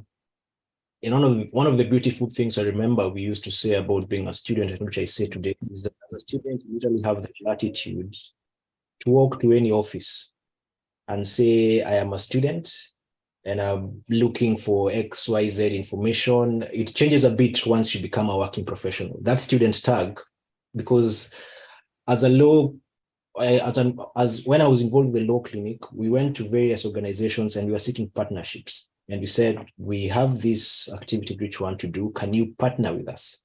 So that whether it's cases you want to take them up further for them to proceed with court, sometimes it's facilitating logistical support for the clinic to undertake various activities. Apart from that, what I also did with the law clinic is we pioneered also a law journal, which was primarily targeted, and everything was done by students. So those are the two things which perhaps I'd want to mention, and also just to add, because as you spoken about earlier, so involvement in extracurricular, but at the same time, also I made sure my grades were good because I graduated with the Dean's List. So in other words, tried to be all round, but basically how I would summarize it is making the best of that opportunity. Maybe what I did not do a lot of, but I did not really regret it. I think is the slang enjoyment, but I did not do a lot of enjoyment. But yes, I think that's how I'd put it in terms of what I did. Just trying to be all around and making the best out of that opportunity, taking advantage of that student tag, because it really, you can knock on any door with it. Thank you. Thank you so much, Mr. Yohana. So the next question is going to Ms. Akinshete, Bola Akinshete. Are you there? Ms. Bola Akinshete, are you there? Yes, I am. I can hear you. Okay, so I'm going to ask the question. How important would you say having good grades has been to your journey? Advise students or graduates who believe that grades aren't good enough for this career path. Man, did you get the question? Yes, I did. Thank you. Good grades are definitely, it's very important. I know that sometimes as students, because I was also once there, we read so much, we study so hard, and eventually the results don't meet the expectations that we have. But I would say that good grades, whatever you can do, put in your best to ensure that you get those grades, because I think they are very, very important, especially if you are looking to work in an international organization. What is usually required, they want you to either have a first class or a 2-1. Sometimes you would you can get away with a 2-2, but mostly what is required is a 2-1 or a first class. So I would definitely advise that you do the best you can. Good grade it's definitely a determining factor in getting international jobs. One of the things I've also found is, in international jobs, you're required to get master's degree. It's also a requirement. So I would advise that you also pursue the same level of commitment that you put into your undergraduate work is also what you should also put in your master's degree. For me personally, I would say, I don't want to say that I was the best at uni. I wasn't. I partied a lot, unlike Yohana. I did a lot of partying. So I'm not going to lie. But you know what? I partied hard and I also worked hard. So for me, it was a bit of both. I tried to enjoy myself while I was at uni, and I also worked hard, during my undergraduate to ensure that I came out with good grades. For law school, after university, I also went to law school. I think that was the hardest I've ever studied. When you study and law school was very tedious for me because I think the way we study, the mode of study in Nigeria, it's slightly different from what I was used to. I did my undergraduate in the UK, and when I finished, I came to Nigeria for law school. I had to do a bar part 1 for international students, and then the bar part 2, and I found the mode of studying was more tedious because there are people who would sit up all night. You are drinking Red Bull. You put your feet in cold water because you actually want to you want to stay awake to read and cram. But one of the things I learned is don't read to cram. Don't cram while reading or cramming because you want to pass exams. I think you should read to understand. And I it's one of the things that for me was something I was quite particular about, during my undergrad and law school, was to read to understand and not to just cram just so that I can get a particular grade. And after that, everything goes off. You can't remember all the things that you learned. So yes, if you eventually don't even get the grades that you want, it's not the end of the world. So my advice is, even if you do not get the first class or the 2-1 that the goal that you set for yourself, and it's just like anything in life, we set goals for ourselves. Sometimes we don't get to achieve those goals, but it's not the end of the world. I believe in pushing yourself further, remain consistent. I always say consistency begets success. If you're consistent at whatever it is you are doing, you will definitely succeed at it. So if you don't get the grades, it's not the end of the world. Keep pushing yourself. If you have to take extra classes, if you have to pair up with another friend or student to study together, people have different modes of studying. So if whatever works for you, you shouldn't copy what other people are doing. Find what works well for you, and that is what you should apply. Thank you so much, Ma, and thank you all for your amazing answers. I've learned a lot, and I'm sure everybody have learned a lot. Because of our time and the absence of no question in the chat box, we're going to the end of the International Organization session of the Lex Lata Career Seminar 2023. Ms. Stella, you can take over now. Thank you so much, Precious. Thank you so much, Mr. Gadaffi, Ms. Babalola, and Ms. Akishete. I sincerely appreciate it.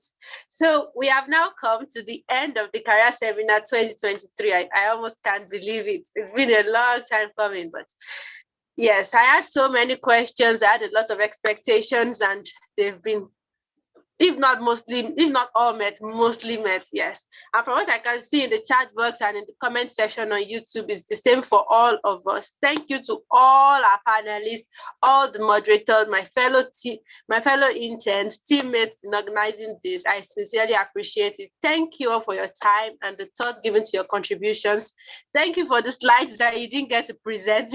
So I'd like to note that if you created slides for this program and you were, because we were unable to show your slides, make sure you send it to me through the email, and I'll make sure to get it across to all the participants that attended this meeting. So don't worry, your slides are not going to waste. They were not mistakenly made. They were made for a purpose.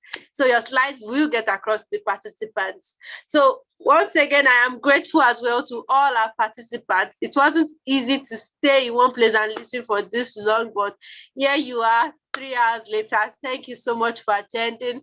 You can reach out to us on social media or through our email address at the Lex Lata Center. Just check us online. You can reach out to us. You can also reach out to all our panelists. Every single one of them is on LinkedIn. You can also reach out to me on LinkedIn. I can link you up with some resources.